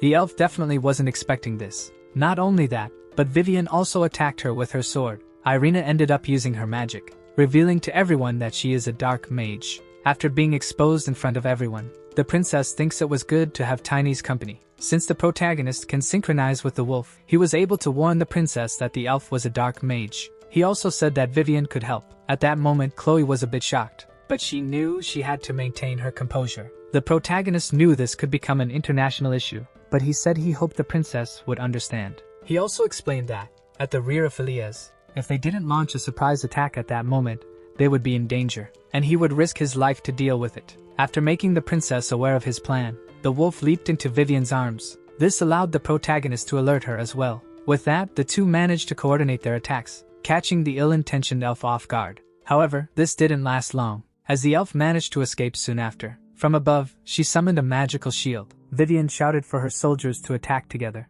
and they did so in unison. The protagonist wasn't left out, as he attacked along with the others. But, as expected, the elf was very strong, and he couldn't penetrate the force field. After that, one of the guards also attacked. However, this only made the elf angrier. She used her magic to push them away. Irina, furious at being discovered, demanded to know how they figured it out. Tiny replied that it wasn't hard to tell since he smelled the stench of her dark magic. The boy's audacity provoked Irina's deepest hatred. This made her even stronger, even surprising Tiny. Irina used her magic to cause an explosion, creating a cloud of magical smoke. Everyone was about to be hit, including the protagonist, who was very close. But he managed to summon a magical force field to protect himself. Even so, the impact was so strong that he was thrown far away. After getting up from the ground, he thought this was the first time he had to use this ability in his current life, and he was barely missed by the attack. Meanwhile, Vivian said that the elf's shield was weakened and they should seize the opportunity to attack. Irina kept attacking,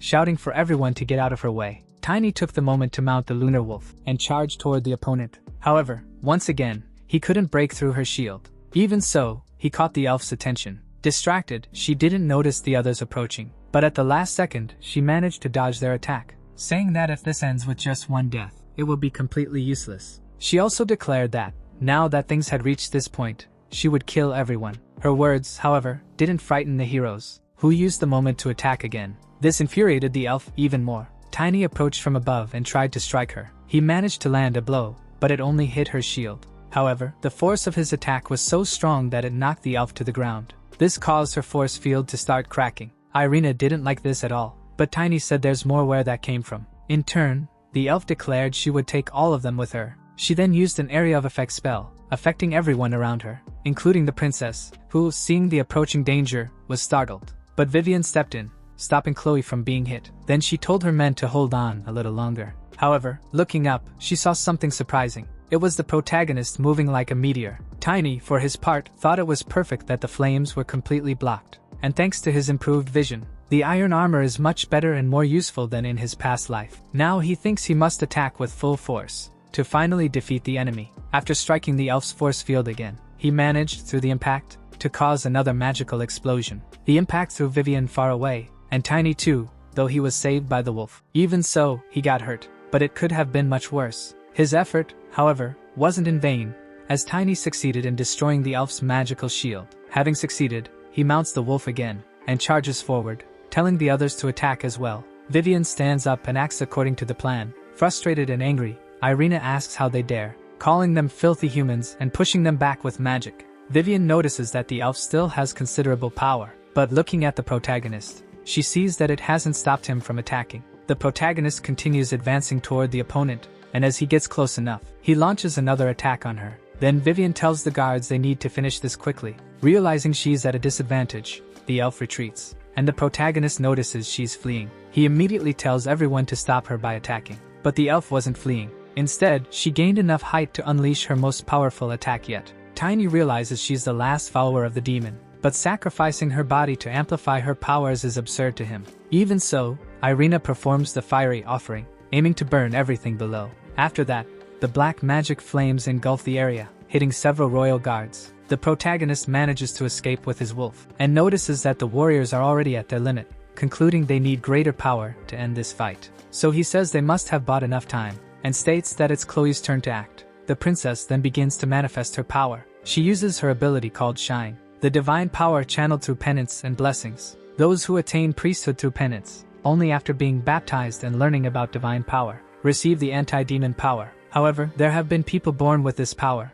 a saint and a warrior said to be sent by God in difficult times, or a being rarely born, someone not born into priesthood, a person called a cleric. Chloe is one of these people, and by using her power to combat black magic, she surprises even her bodyguards. The protagonist knows she kept this ability hidden from everyone around her out of fear of being summoned by the priests. Chloe is the most powerful cleric Tiny has ever seen. He even thought the princess was still weak. But this is already enough. Not even the elf expected this. She hadn't prepared a defense for it, and was soon pulverized by the princess's light magic, because Chloe poured all her strength into this attack. Lying on the ground, Irina can't believe this happened, especially because she can't believe she would need help from beings she considers inferior. However, tired of hearing her talk, the protagonist strikes the elf on the head. Then he says everyone is still in shock, so he'll finish the job. But the princess stops him, saying the elf cannot die yet. Tiny asks why not, and Chloe says the elf must be interrogated, because even as a cleric, the princess didn't sense the elf's dark magic and needs to understand why.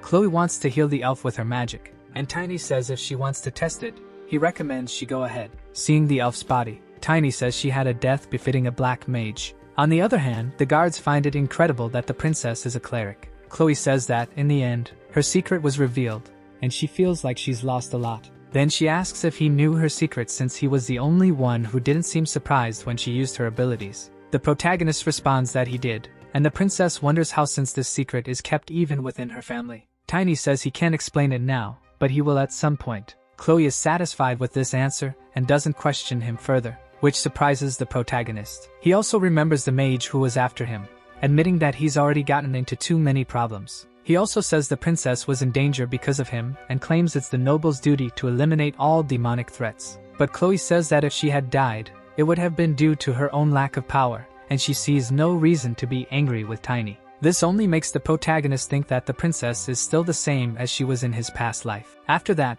the princess notices that the boy was worried about her and finds it endearing. Vivian notices this and asks if the protagonist hates being called a child. He says no, but in his thoughts, he knows he's older than he looks. However, Vivian says that children at his age hate being called a child. And this shows that the protagonist, like other children, has a normal side. Tiny insists that this has nothing to do with anything. Chloe feels her obligations as a princess, thinking she must report what happened to her father as soon as possible. She concludes that she will send a report as soon as they reach the nearest city. Sometime later, they arrive at the main gate of the city of Tybin. Seeing the reception, the protagonist thinks to himself that he knew the Sword Emperor takes good care of his daughter, but this is a bit much. Not only does he think this, but Chloe also does, blushing with embarrassment. The people around are also impressed, as a fleet of blue-winged knights presents itself to welcome the princess. Seeing this, Tiny thinks the Valentia elite is quite over the top. All these knights are at least specialists, and belong to the most powerful group in the Empire.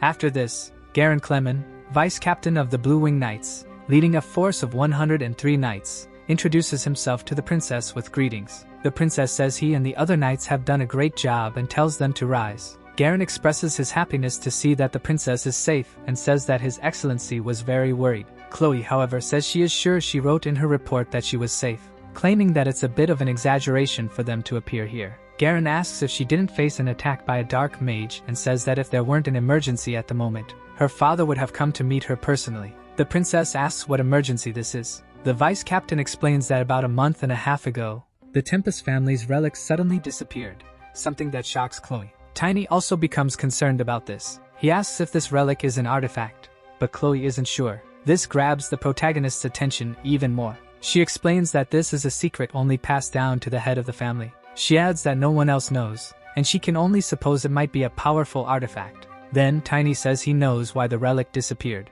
Everyone present is shocked to hear this, but the protagonist simply asks to meet His Excellency, saying he will tell them everything he knows. After that, the Blue Wing Knights escort the princess and her group back home. Meanwhile, the vice captain reflects on what the protagonist said and asks one of the princess's personal guards about him. The guard says the boy's name is Tiny and claims he's an incredible boy, even saying he captured the dark mage. He also mentions that he heard the protagonist is almost at the expert level, which doesn't match his age, surprising the captain, because he knows that even the 7 knights didn't reach that level at such a young age, making the boy seem like a genius or a monster. Garen Clement even thinks it would have been amazing if this boy had been born into his family, but then he remembers something, and says he recalls who brought the letter from Phileas. He states that the name is uncommon, and it must be him. In the carriage, the princess is mesmerized by the scenery, seeing a field of flowers outside. Seeing this, Tiny asks if she likes lilacs. Chloe responds that she does, adding that her father and her late mother also loved them,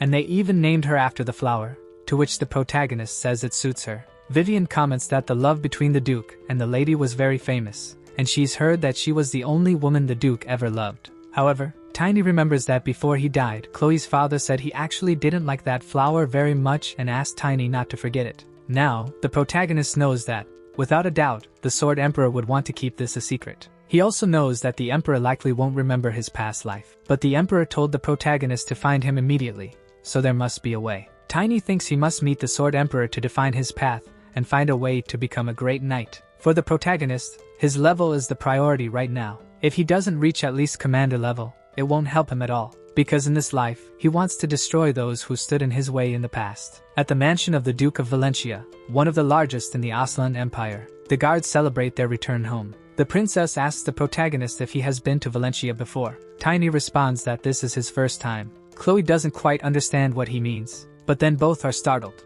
because the princess's father shouts with joy upon seeing her again. Right away, the protagonist recognizes him. However, he didn't expect to see such a formidable warrior acting like a doting father. The old man doesn't care about that, as he's just happy to see his daughter. On the other hand, Chloe is dying of embarrassment. When she sees her father running toward her for a hug, she dodges. Her father asks why she's doing that, and she says everyone is watching, and he should have a little pride. Crying, he asks what's wrong with a father worrying about his daughter, but Chloe says it's no use making that face, and he should apologize to the knights who had to suffer so much for nothing. So he does, saying they did an excellent job and that, thanks to them, his daughter is safe. Then he expresses his gratitude as a father, above being the Duke of Valencia. After that, he says a banquet has been prepared for them, and tells everyone to enjoy it. The Duke then asks who the boy accompanying his daughter is. Tiny realizes the old man didn't recognize him. Chloe says she already told him about the boy, mentioning that the protagonist will testify about the Black Mage. Her father says he's been very stressed lately and didn't remember that. But straight away, Tiny tells the Duke that he can say where Tempest is. His direct statement surprises everyone, including the princess, who definitely didn't expect this. Even the Duke is startled, calling him a cheeky boy. Quickly, the protagonist feels something strange, as he's under the effect of soul pressure, but he thinks the Sword Emperor still has much to learn before finally reaching the level of previous proficiency. Among the 7 knights, Astaina has the highest proficiency, and Jarek is another who could have achieved that level. In his thoughts, the protagonist concludes he can suppress all of this with the power he accumulated in his previous life. After that, he asks the Duke if they can talk about this right there, outside. Such boldness shocks the Duke, but the princess tells her father that the protagonist is still just a child and doesn't know what he's saying. However, her father replies that someone who knows nothing wouldn't act like this, and states that he needs to speak with this boy. Later, in a more appropriate place, the Duke wants to know more about what the protagonist mentioned. Tiny says he has a hunch about where Tempest might be. The Duke says he's curious about this hunch. Tempest is one of the few ancient words the protagonist knows. It means time or opportunity. He says that if this artifact has been missing for a month, perhaps its power is time reversal. Hearing this piques the Duke's curiosity even more. The protagonist says it all began with a catastrophe that would only occur 20 years later. He then tells his entire story, and the Duke listens intently. After hearing it, he says the story is very well constructed, believing it's unlikely to have been invented by a child. Since the boy even knows the names of the World Tree's guardians, the first Dwarven Hammer, and the Orc Warrior, Tiny claims they were colleagues for a year. This leaves the Duke puzzled, as he states those sworn enemies are always at odds. He also says that only one person can be sent to the past, and that after sacrificing the life of a very powerful human, their descendants must use it with caution. These words are passed down along with the family relic, but honestly, the Duke didn't think it was true. However, the circumstances the boy described seem real, but he admits it's difficult to trust his judgment. So he asks if his future self really trusted the protagonist's talents and sent him back in time. The Duke says that if it had been him who returned, he would have used his experiences from the previous life and his status. Thus, he'd be ready to organize humanity's power to face the Demon King's army. Despite that, he's still doubtful about one thing. Why didn't he return instead of the protagonist? The Duke becomes indignant that it was the boy who returned in time, not him, and asks why this happened. Tiny says only the Duke's future self can answer, as before sending him back, the Duke said something about saving his talent. That's when the protagonist realized the Duke had gone mad. The Duke understands and imagines that his future self didn't know where he was sending the protagonist. Tiny is surprised to have been sent back by someone who didn't know where he would end up. Since he had never used the item, the Duke says he couldn't know, but instead, he simply conveys these words. He says the protagonist should return to where his soul was most troubled. Looking at Tiny's current state, the Duke believes the boy has returned to the moment when he found his determination, and so his future self must have foreseen this as well. Now the protagonist understands the reason he returned to the day his sister died. After this, the Duke asks if he thinks his future self made any mistake. Tiny replies that he doesn't believe so. He states that the Sword Emperor isn't to blame, and he's already happy that he can see his sister once again. Then the Duke says they have one more thing to confirm. He mentions that if his future self told the protagonist to find him, there must be some form of confirmation prepared. The protagonist recalls that the Emperor said his daughter's baptismal name is Lilac. She received this name because it was his wife's favorite flower, but the Duke says that information is already well known. However, Tiny reveals that, in truth, he doesn't like that flower very much. That would be the confirmation his future self passed on. Upon hearing this, the Duke lets out a loud laugh. He says that's absolutely something he would say, remarking that telling the person he sent back words he could never say to anyone else is exactly like him, since he'd never want anyone to know about it. Now he knows it's all true and isn't sure whether to laugh or cry about it. The Duke realizes that only this would make the disappearance of the relic make sense, as it was always in his room, in his hands. Tiny feels relieved that the Duke believed his story. However, the Duke then says there's still one thing to verify. He orders that Knight Royer be summoned. Afterward, Tiny asks what he's doing. The Duke explains that while he believes in Tiny's regression, he's not sure he can fully trust him, because the protagonist claimed to be Tiny, one of the 10 Knights of the future, and he wants the boy to prove it's true, confirming that his abilities were recognized by his future self. Later, outside the palace, Tiny starts to think it's a bit unfair since the Emperor told him to seek him out, but now his current self wants to test his abilities. So the protagonist decides to use this chance to tease the Duke and asks if he's never wondered what his future might look like. The Duke replies that he has, many times. Tiny then asks if he wouldn't like to know a bit about the duchy's future, but the Duke responds that he doesn't need to know. He states that everything he's curious about involves the foreboding of a disaster, and tells the protagonist never to say otherwise, either to him nor to others, because people evolve through their mistakes and failures. The Duke asserts that he is proud to have taught his children the right way, ensuring they wouldn't crumble in moments of frustration, and he doesn't want the protagonist to disrupt his children's opportunities to grow.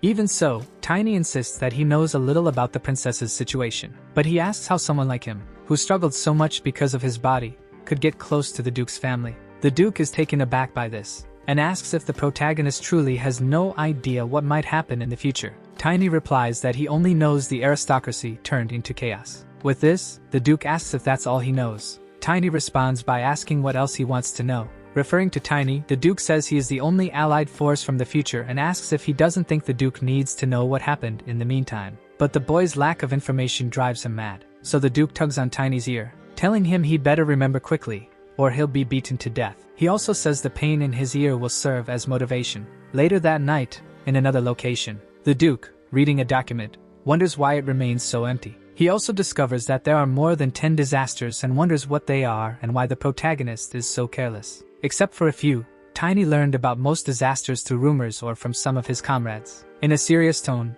the Duke asks if he has any useful information. This makes Tiny think he needs to grow quickly, at least before they were on equal footing. The Duke says the only useful information the boy has is about a holy warrior who is mentioned in the oracle. The name would be Cromwell, and he was 20 years old, so the Duke says he needs to find him to train him. However, regarding this last piece of information, Tiny highlights an important detail, that the warrior was 20 years old in the future. But now, he hasn't even been born yet. The Duke becomes desperate, asking why the protagonist is doing this to him, and wondering if it's his future self's fault, or if he should simply kill this boy who isn't helping him at all. But then, his servant appears, saying that he has already summoned Royd. The Duke, however, instructs him to bring Drexler instead of Royd and to tell him that there's someone deserving of punishment. After this, Drexler Ainen arrives. He is the vice captain of the Blue Wing Knights, a level 5 superior rank. Drexler is extremely excited to have been summoned by the Lord. The Duke greets him formally, and says he needs him to test the boy to see if he's worthy of his trust. This surprises Drexler, as he wasn't expecting to have to fight a child. He wonders why his lord called a vice captain for such a trivial matter and questions whether he did something wrong to be demoted. In his mind, he imagines it would be very difficult to maintain the mansion without the vice captain, but the Duke calls him back, telling him not to get lost in his useless imagination. He also says this is a very important matter, so Drexler should fight the boy carefully. Drexler takes a good look at the protagonist, and notices something surprising. The boy is at level 2, even before becoming a specialist. The boy seems to be about 10 years old, so Drexler wonders how that's possible. In turn, Tiny asks Drexler to introduce the craftsman who made his weapon. He says it would be better if the hammer were bigger, and even gives some tips about it. But the Duke tells him to focus, as failing the test would mean not fulfilling the promise. The Duke also tells Drexler not to hold back, encouraging him to fight with all his might. Afterward, he tells the protagonist that he promised to help him, and he will decide whether to keep that promise based on the result of this fight. Tiny asks if the outcome depends on who wins. However, the Duke responds that he doesn't think it will go that far. He also says that if Tiny manages to land a single hit on the vice captain, he will pretend the boy won the duel. That's enough to get Tiny excited. Drexler then prepares his weapon, and the protagonist does the same. The two face each other, making the Duke realize that the boy has a unique way of handling mana, because he created a very clear vision, undoubtedly marking him as a genius. But he suspects that's not all, because if he had the experiences of the future, he himself could become a specialist far beyond common limits. Even so, it was this child who returned in time, and the Duke imagines there must be some reason beyond his talents to warrant such attention in the future. Then, he orders the two to fight with all their strength. In turn, Tiny summons his spirit wolf, saying that if his opponent doesn't attack, he will. Mounted on the wolf, the protagonist charges forward. Drexler is impressed that the boy has a spirit, but claims it doesn't matter, because he shows no fear in this situation. However, as he attacks, the protagonist dodges, something Drexler wasn't expecting. Tiny takes advantage of the chance, and tries to land a hit on his opponent. He manages to strike a blow on Drexler's armor. However, it doesn't leave a scratch, which makes him wonder if Drexler specializes in both attack and defense. On the other side, Drexler says he's having fun. He also says he'll take it easy, so the boy doesn't end up dying. With his hammer, he attacks but ends up hitting the ground. Tiny then focuses, and says he will compete using speed. Drexler doesn't just stand still. He finds the protagonist quite bold, and with a ground strike, he collapses the columns the boy was using to move through the heights. Tiny then realizes not just that, but Drexler has advanced and narrowly missed him, as he managed to jump at the last moment. The protagonist is surprised to see Drexler wielding a hammer larger than a sword with a single hand, making it seem as though shields are also used in pairs. This means he's focused on defense. Drexler asks how long the protagonist plans to keep running. Meanwhile, Tiny continues evading from above, making Drexler realize he's very good at dodging. From outside the arena, the Duke observes, thinking he can read all of Drexler's movements. The vice captain thought he would only face a 10-year-old boy, but it seems that Tiny's past life's experiences still remain with him.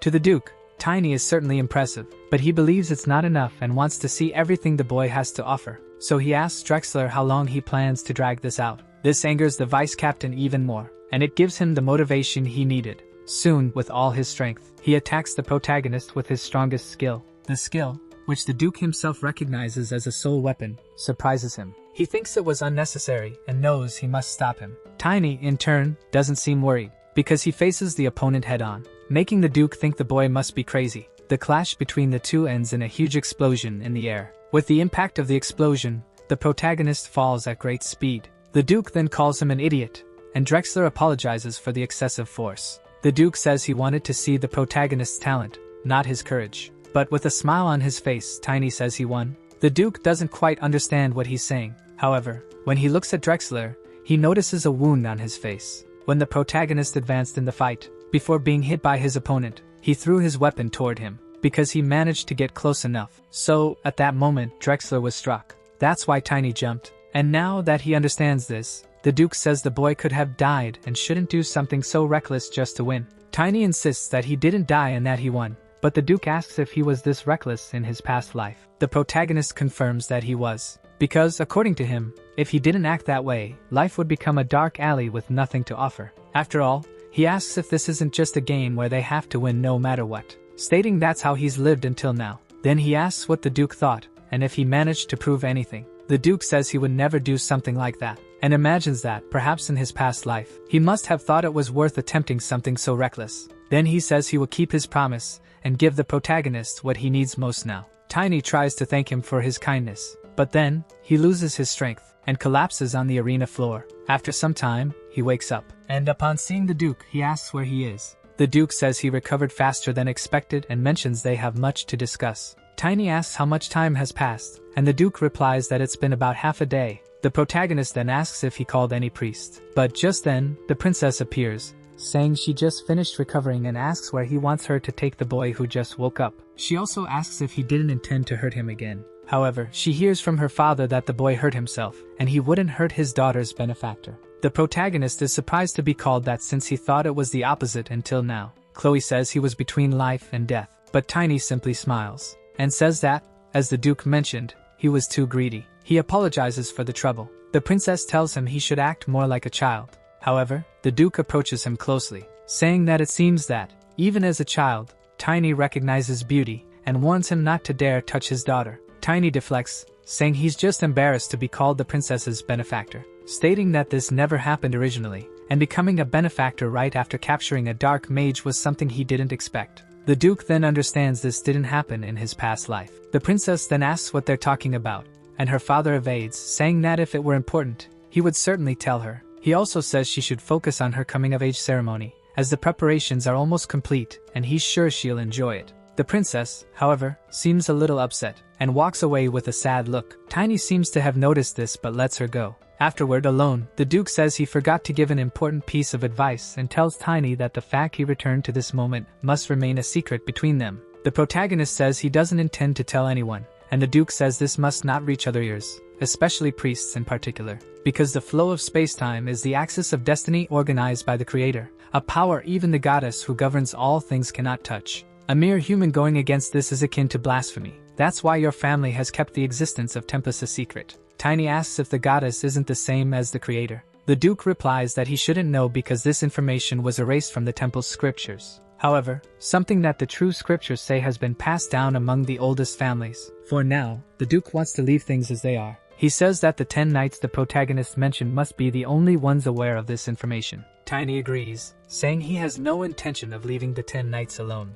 He adds that this will make him stronger than before, and that he knows all the strategies of the future. The Duke says that's perfect, and asks what abilities he used in the future. Before answering, Tiny asks if the Duke will turn him in. This catches the Duke by surprise. The protagonist says he should be more aware of what he promised to give, claiming that he's becoming old and senile. This leaves the Duke super irritated, and he smacks the boy on the head. Tiny then asks why he did that. The Duke takes him back to the arena, saying he must start educating him. Tiny asks if he knows his real age, to which the Duke responds that it only makes the problem worse. But since he promised, he'll give the protagonist what he wants. And he also wants to tell him about some visions dedicated to the Duke of Valencia. He then asks if the boy has ever heard of a force called gravity. After some time, the protagonist starts to doze off, and he falls asleep during the explanation. The Duke wakes him up with another smack, saying they haven't even started yet, and he's already asleep. Tiny tells him to stop hitting him, so the Duke demands he pay attention and explains that his family's vision is divided into 4 fundamental parts. Mana techniques,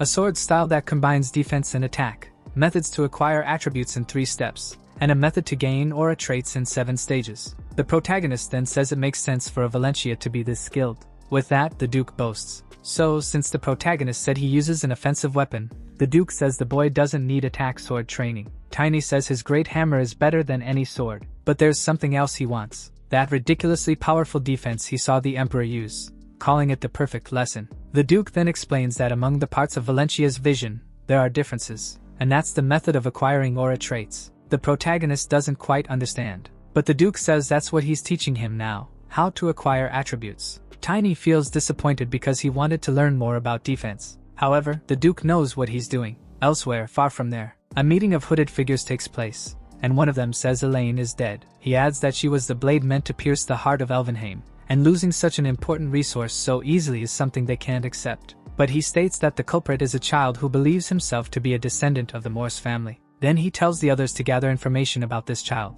but they must ensure the Empire knows nothing. The others agree with this decision. Before concluding, the leader says they must remember that, for now, Curran's mission is the most important. Back to the protagonist, he's all battered but has learned that, to acquire attributes, he first needs certain traits. Next, he says he already possesses all the attributes convenient for him, and asks if the third stage will cause an explosion like in his previous life. The Duke replies that he already checked when his body collapsed after that fight, and he states that, even with a child's body, Tiny was heavier than most knights. Therefore, his body is shaped by the vision. Tiny isn't sure about that, but the Duke tells him to think carefully and asks if he didn't use armor in his previous life. With that, the protagonist remembers he did use very heavy armor. The Duke then says that the heavier the body, the heavier the armor. In other words, the greater the energy absorbed, the slower the movements, and he asks if Tiny knows why. Then he states that it's because of something some sorcerers call gravity. If he masters this attribute, the heavier his body becomes, and the more energy his body holds, the faster and stronger he will become. The Duke asks if the boy is interested now. He then states that this is an ability no ordinary expert could compare to, as there is a force between objects. Hearing this makes the protagonist increasingly curious. However, he can't fully focus on the Duke's words. This irritates the old man even more. He tries to explain again, but the protagonist asks why the ground would attract anything, finding the Duke's explanation nonsensical. The boy's ignorance makes the Duke impatient and frustrated, but he doesn't give up and asks why the boy thinks things in high places fall. Tiny replies that it has always been that way. Already irritated, the Duke says it happens because of gravity, but the protagonist shows no interest in learning about it. This makes the Duke ask why he doesn't try a little harder to understand. Tiny asks why it has to be so complicated, claiming that if he doesn't understand then it's fine as it is. This lack of respect ignites the old man's full fury, calling the protagonist a damn brat, and preparing to crush him. He then takes the boy to the top of a tower, and holds him by the edge, by his shirt alone, causing the protagonist to panic. The Duke says he will learn through practice.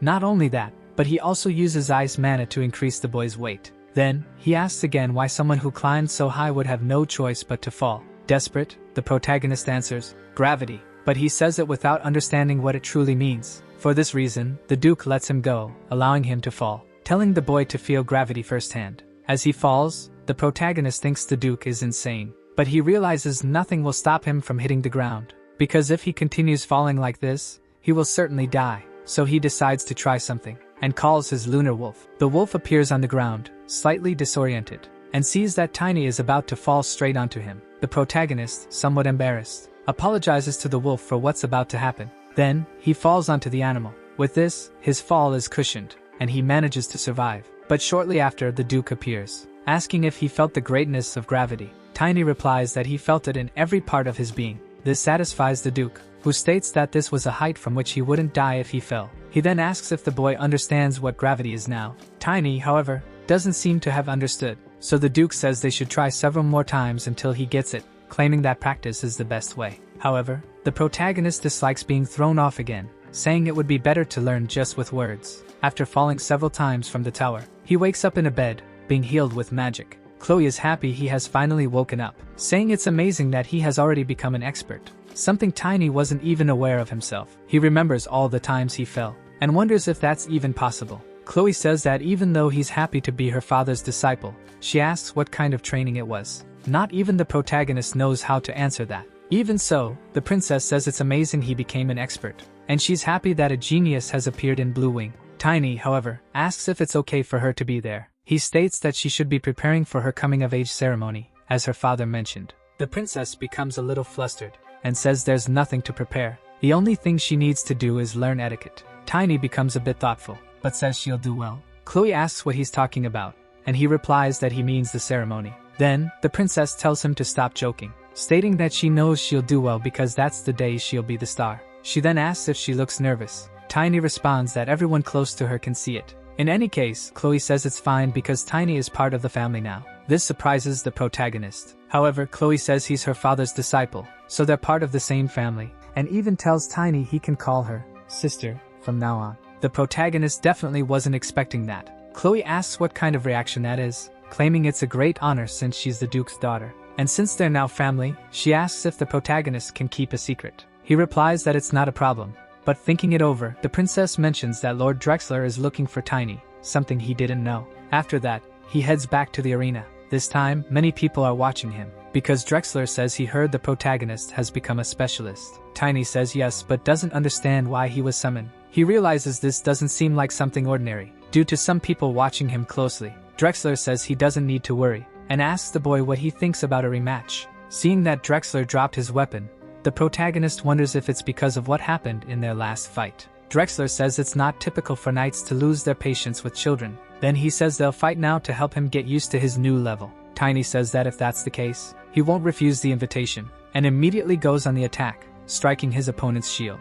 Even with the shield, Drexler feels the blow, and wonders if this is really the same boy he fought a week ago. Again, the protagonist prepares to attack. Then he puts some distance between himself and his opponent, and charges again, but this time, he's not unarmed like his opponent. With his weapon charged with energy, Tiny prepares to strike him. Drexler doesn't stay idle and charges his punch, thinking that even a light touch could cause significant injury. However, both end up colliding their attacks, causing an explosion and throwing them far from each other. Drexler wonders why the boy's attacks feel heavier. Either way, he regains his composure and withstands the protagonist's consecutive attacks. Meanwhile, he observes the boy, noticing that he's even faster than last time. With his club, Tiny attacks, and doesn't hold back on the energy in his strikes. Even those watching from a distance notice how heavy his club is. Not only that, but they see that the protagonist can handle it with remarkable speed. Drexler gives up fighting unarmed and says the protagonist doesn't need to hold back on him. Tiny then says he'll do just that. The opponent charges toward him, but Tiny, having been hit by those attacks a few times, knows how they work. His weapon is lighter than usual, even when swung, and when it hits the target, it's much heavier than it seems. Drexler feels the pressure of the strike, then pushes the protagonist away from him. Tiny thinks that after manipulating the senses of the mana body, it's just a matter of applying it in the fight. While his opponent realizes what's coming, the protagonist executes the level 1 combat method, nicknamed by him as Lightning Hammer. When it strikes Drexler's shield, the impact causes a massive explosion. From the outside, some wonder if this is the strength of a specialist. After that, Drexler says they don't need to fight anymore. Tiny thanks him for the help. Drexler claims he held back on him. However, Tiny also says he didn't show everything he knows. This surprises the vice captain. The protagonist reminds him that he's an elementalist, and by summoning his wolf, he makes Drexler realize he didn't even use it. Then the vice captain says the protagonist passed the test and welcomes him to the Blue Wing. However, Tiny says his wish isn't to join the knights and asks if the Duke didn't inform him of the situation. Drexler didn't expect to hear that, and is surprised the boy doesn't want to be a knight. Later, in the Duke's office, he tells the protagonist that he forgot to inform the Blue Wing, and says that if the protagonist plans to travel the continent, it's better not to belong to any family. Either way, he says he did an excellent job, and exceeded his expectations, but Tiny knows what he had to go through and doesn't like it at all. In any case, the Duke says they're almost ready to face the first catastrophe. Tiny asks what's missing. The Duke replies that they still need to create a Warhammer artifact for the protagonist to use. An artifact infused with nearly permanent magical power. Its value can vary greatly, but it would take at least a few years' salary of a knight to buy something like that. Then the protagonist asks if it wouldn't take too long to produce one. The Duke replies that one has been in progress for a few months. It was a secret because it was originally meant to be a gift for Drexler's loyalty and service. After that, the protagonist goes to Valentia's best forge, called Rendell's Hammer. He then requests an adjustment, but Rendell, the dwarf craftsman, finds it odd that a boy would ask for something like that. He states that he would rather cancel the contract and pay the penalty than have his work treated as if it were a children's toy. The protagonist knows that the dwarven artisans want the weapon to find its rightful owner, even if it means taking a loss. So he knows he needs to prove his worth. He quickly asks if the dwarf thinks he is better than an average knight. Rendell takes a good look at the boy, and notices that he is an expert, even though he seems very young for it. Then he asks if this is some kind of trick. However, Rendell has a unique characteristic of dwarves, his right eye, which allows him to detect truth and lies based on the emotional waves of words. Thus, he confirms the boy's honesty and agrees to do what the protagonist asks, and tells him to wait. When he returns, he brings the hammer. Tiny asks if it is ready. The dwarf says it's not completely sharpened yet, as it still lacks impact amplification, automatic repair functions, and protective magic. The protagonist asks if it couldn't include offensive magic. The dwarf thought he wanted protection, but Tiny clarifies that's not the case, arguing that a war hammer isn't common, as it's not very popular, and anyone would be foolish to reject a third circle spell. Rendell then says there is, in fact, only one other war hammer, describing it as made of compressed black steel and covered with weight amplification runes. However, he explains that it ended up being too heavy, so he abandoned the project. But Tiny says he really likes the sound of it, and asks about its other specifications. The dwarf explains the other features, and the protagonist becomes eager to see the hammer. Due to his insistence, Rendell takes the boy to the weapon, and upon seeing the hammer, Tiny's eyes light up. However, Rendell says it's not as grand as it looks because the hammer weighs over 100 kilograms. But before he knows it, the boy already has the hammer in his hands. Even realizing the weapon is heavy, Tiny can still wield it. He even strikes the ground with it, alarming the dwarf, as it could have collapsed the house. The dwarf notices that the boy has fallen in love with the hammer. In turn, the protagonist says the hammer is a bit small but resembles the nocturne he used in his previous life. Tiny then asks if the dwarf could help him with the dagger so he can still use it as he grows. Rendell says he doesn't even need to ask. The protagonist then tells him to charge the Duke double but asks what the war hammer is called. Rendell replies that its name is Stamp. Upon seeing the hammer, the Count is surprised that something like this exists, and thinks it's great that Drexler will get his own too. Tiny says it will take about 2 weeks to make the necessary adjustments, and he needs to train in the meantime. He states that he is still far from becoming invincible. Upon hearing this, the Count asks where that idea came from. The protagonist explains that he learned some Eastern languages because of his appearance, and mentions that he's often told he looks like a demon. The Duke says the boy is very amusing and made a good choice. He also tells him to use more of those Eastern languages, as sometimes he comes off as a bit dim. After that, the Duke says that since Tiny has to wait 2 weeks, he will participate in Chloe's coming-of-age ceremony. Tiny asks if he will make that announcement. The Duke says it's about a connection with the Imperial family, and asks how Chloe could refuse an engagement with the Crown Prince. As he mentioned before, the Crown Prince died on his wedding day. Thus, the protagonist asks if the Duke will go ahead with it, knowing this. By next summer, all direct members of the Imperial family of Aslan will die, marking the second catastrophe. As a result, the Empire, once considered the strongest human nation, will suffer from internal conflicts, and the nation's power will fragment. The princess will become a widow and the sole survivor of the Imperial family, earning the title of the Heiress Princess of Misfortune. Now knowing all this, the Duke says the protagonist doesn't need to worry, as he will take care of everything. Tiny says that all he knows is that there were rumors the second prince was responsible, but he also died. He recalls Chloe telling him to call her sister, and begins to worry about her. He states that even her father couldn't figure out what happened in the previous life, as everything was shrouded in uncertainty. The Duke says his daughter is brilliant, being someone whose personality shines brighter than her appearance, yet people still fail to see it. However, the protagonist says that later, the entire world will see it. After all, even if the Duke helped her, it was she who managed to rebuild the ruined empire. Nevertheless, she didn't seem happy. Then the Duke says that, for his daughter and for the entire world, he will choose the best path, claiming that he can prevent all of this from happening precisely because he is Esgard von Valentia. If that's the case, the protagonist states that he will not stop him. Instead, in the end, he will save Chloe his own way. However, jealousy overtakes the Duke, as he claims that the protagonist is too close to his daughter and doesn't seem to have good intentions toward her. The protagonist knows the Duke loses his temper when it comes to his daughter and says he misunderstood him, trying to calm him down. Outside, 2 men are talking, and one wonders if everyone is there because of the princess's coming-of-age ceremony. The other says that everything is now ready and that he has taken care of everything. Thus, his companion can have fun safely. The big day has arrived. The commander of the Blue Wing Knights tells the Duke that they have received more guests than expected, saying it shows how influential Valentia is. His name is Jennys Freewell, and he claims they will make this day unforgettable. By the way, he also mentions they've received a guest from Octor. It's the third son, known for being a parasite. The Roctor Duchy is a major power in the Empire and a family that has competed with Valentia for generations. To the Duke, this is a terrible time to have someone like that around,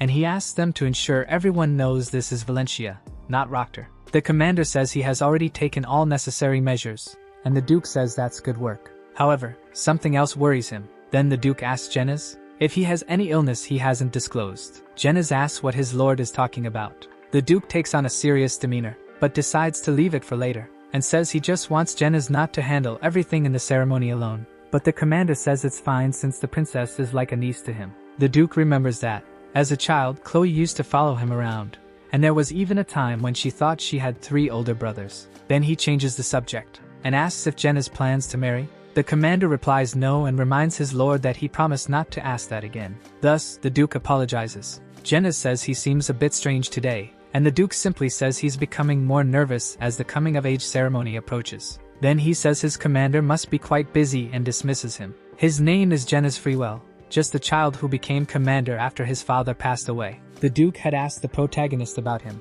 but Tiny didn't recognize him or have any information about him. This makes the Duke wonder if Jeniz won't be by his side in the future. Moreover, it won't be because of a chronic illness or a marriage. However, Jeniz is a level 6 mana user and won't die in any ordinary battle. It will probably be because of the second catastrophe. At least that's what the Duke thinks. Back to the protagonist, he is training, and remembers talking about Jeniz. Thinking that the Sword Emperor's theory makes sense, there's a high probability something will happen on Chloe's wedding day. Perhaps more than one person is involved in it. Then, the princess appears alongside Vivian. Tiny asks if it's okay for her to be there since many guests are arriving, and he also asks if it's against etiquette for her to talk to him. Vivian even tried to warn her, but Chloe says it's boring being stuck in her room, and says that when she's with Tiny, she can hear interesting stories and even see the lunar wolf. The protagonist then offers her the wolf to borrow for a while, and the princess says that with the wolf by her side, she'll be able to endure much more. Suddenly, someone appears, calling her the Angel of Valencia and saying she is truly beautiful. The man apologizes for his boldness but claims the princess is the most beautiful woman he, Thybran von Rochter, has ever had the pleasure of seeing. The princess is startled upon hearing that name, but Thybran says he comes from a prestigious family that has been competing amicably with Valencia. Chloe maintains her polite demeanor and says it's a pleasure to meet him, and Thybran wishes they could find time to celebrate their first meeting. She seems a bit startled, but Thybran tells her not to pretend she doesn't know, claiming that he will become her life partner. And now that they've finally met, they should have a conversation. Thybran even mentions that he brought an excellent wine from his estate. Angrily, Tiny wonders who this lunatic is to offer alcohol to a minor before announcing an engagement. Vivian steps forward, saying that Thybran must step back because the princess is not allowed to interact with guests until the coming-of-age ceremony. Thybran is surprised to see a female knight beside the princess, and asks how a woman dares to interrupt him. His guard then tries to intimidate Vivian, saying she should step aside, as this is a conversation between young aristocrats. However, Vivian responds that this situation goes far beyond what he imagines. Thybran's guard says his master is being sincere and that he was ill for a few years. He hopes the princess can understand, even if his master seems a bit rude. Thybran agrees and asks for at least a chance. From afar, the protagonist observes everything, and he thinks that this guy is even stranger than the last idiot. Determined to make him pay for this, Tiny calls Chloe his sister, and adopting a completely childish demeanor, asks who these strange people are. Thybran immediately asks who this insolent boy is, and orders Graham, his guard, to get rid of him at once. But without warning, Tiny advances and delivers a solid slap to Thybran, calling him trash and throwing him far away, claiming that he is an expert. Seeing his master attacked, Graham prepares to act. However, he too is struck and even loses a few teeth. From a distance, the fight between them can be seen. An aristocrat notices that a boy just knocked down a knight with a mere slap, and is incredulous at the sight. Seeing the boy leave his opponents on the ground, the man wonders who this boy is. After being struck like that, Graham wonders how it ended up this way. He remembers receiving the order to bring Thybran to the princess because his master said it would cause a scandal in Valencia. However, at the time, Graham pointed out that it would also tarnish the Rochter name, but his master said Thybran would soon be expelled from the family. This information left Graham deeply surprised. His master explained that if everything went well, it might even be good for that piece of trash and instructed Graham to act like he knew nothing and just follow the plan. He even added that he would look forward to seeing Graham complete his task. Back in the present, after being hit with just one slap, he fell. From above, the aristocrat observes a high-ranking knight and an expert, wondering who that boy is. His companion says he is a legendary genius, or rather, a monster. The aristocrat is soon amazed that the Duke of Valencia has someone like that under his protection, and says he must meet that boy one day. Speaking of which, he asks if Duke Alone von Rochter is really doing everything to get closer to the imperial family. His companion replies that Roktar obviously wouldn't want to stay away from the imperial family's view and is probably trying to end the relationship between them. The aristocrat quickly realizes that Roktar is trying to tarnish Valencia's reputation, and notes that it has been many years since the Duke of Valencia became an Auror. His companion says that Alone just doesn't want to be left behind by Valencia. These words make sense to him, so he concludes that his companion is right. He then wants to deal with those idiots first, and says that at least they didn't have the decency to arrive quietly. However, his companion says his lord won't need to go there, because it seems that the children of Valencia care a lot about their youngest, and they are all already back. Later, the Duke speaks with the protagonist, and says that Thybran has been expelled from Roktar, and thanks to that, Tiny won't need to come up with an excuse for hitting a noble. The protagonist says that's good, but the Duke disagrees. He calls it an unfortunate event, and asks the boy to control himself. The Duke asks if he's trying to end up in prison before the Demon King's army attacks. Tiny tries to justify himself, claiming the two behaved poorly, but the Duke says he already knew that, and states that he himself would love to beat up that idiot Thybran. Furious, the Duke asks how he dared to enter Valencia and go after his daughter, saying he deserved what happened. Tiny wonders if this is the same man who just asked him to control himself. Outside the room, he sees two men approaching. They run down the hallway, shouting how dare that bastard touch Chloe, saying he deserves to be taught a lesson. The protagonist thinks he has seen them somewhere before. However, one of them ends up bumping into the boy, and immediately falls to the ground. The other one is surprised by this, because he sees a specialist being pushed by a child.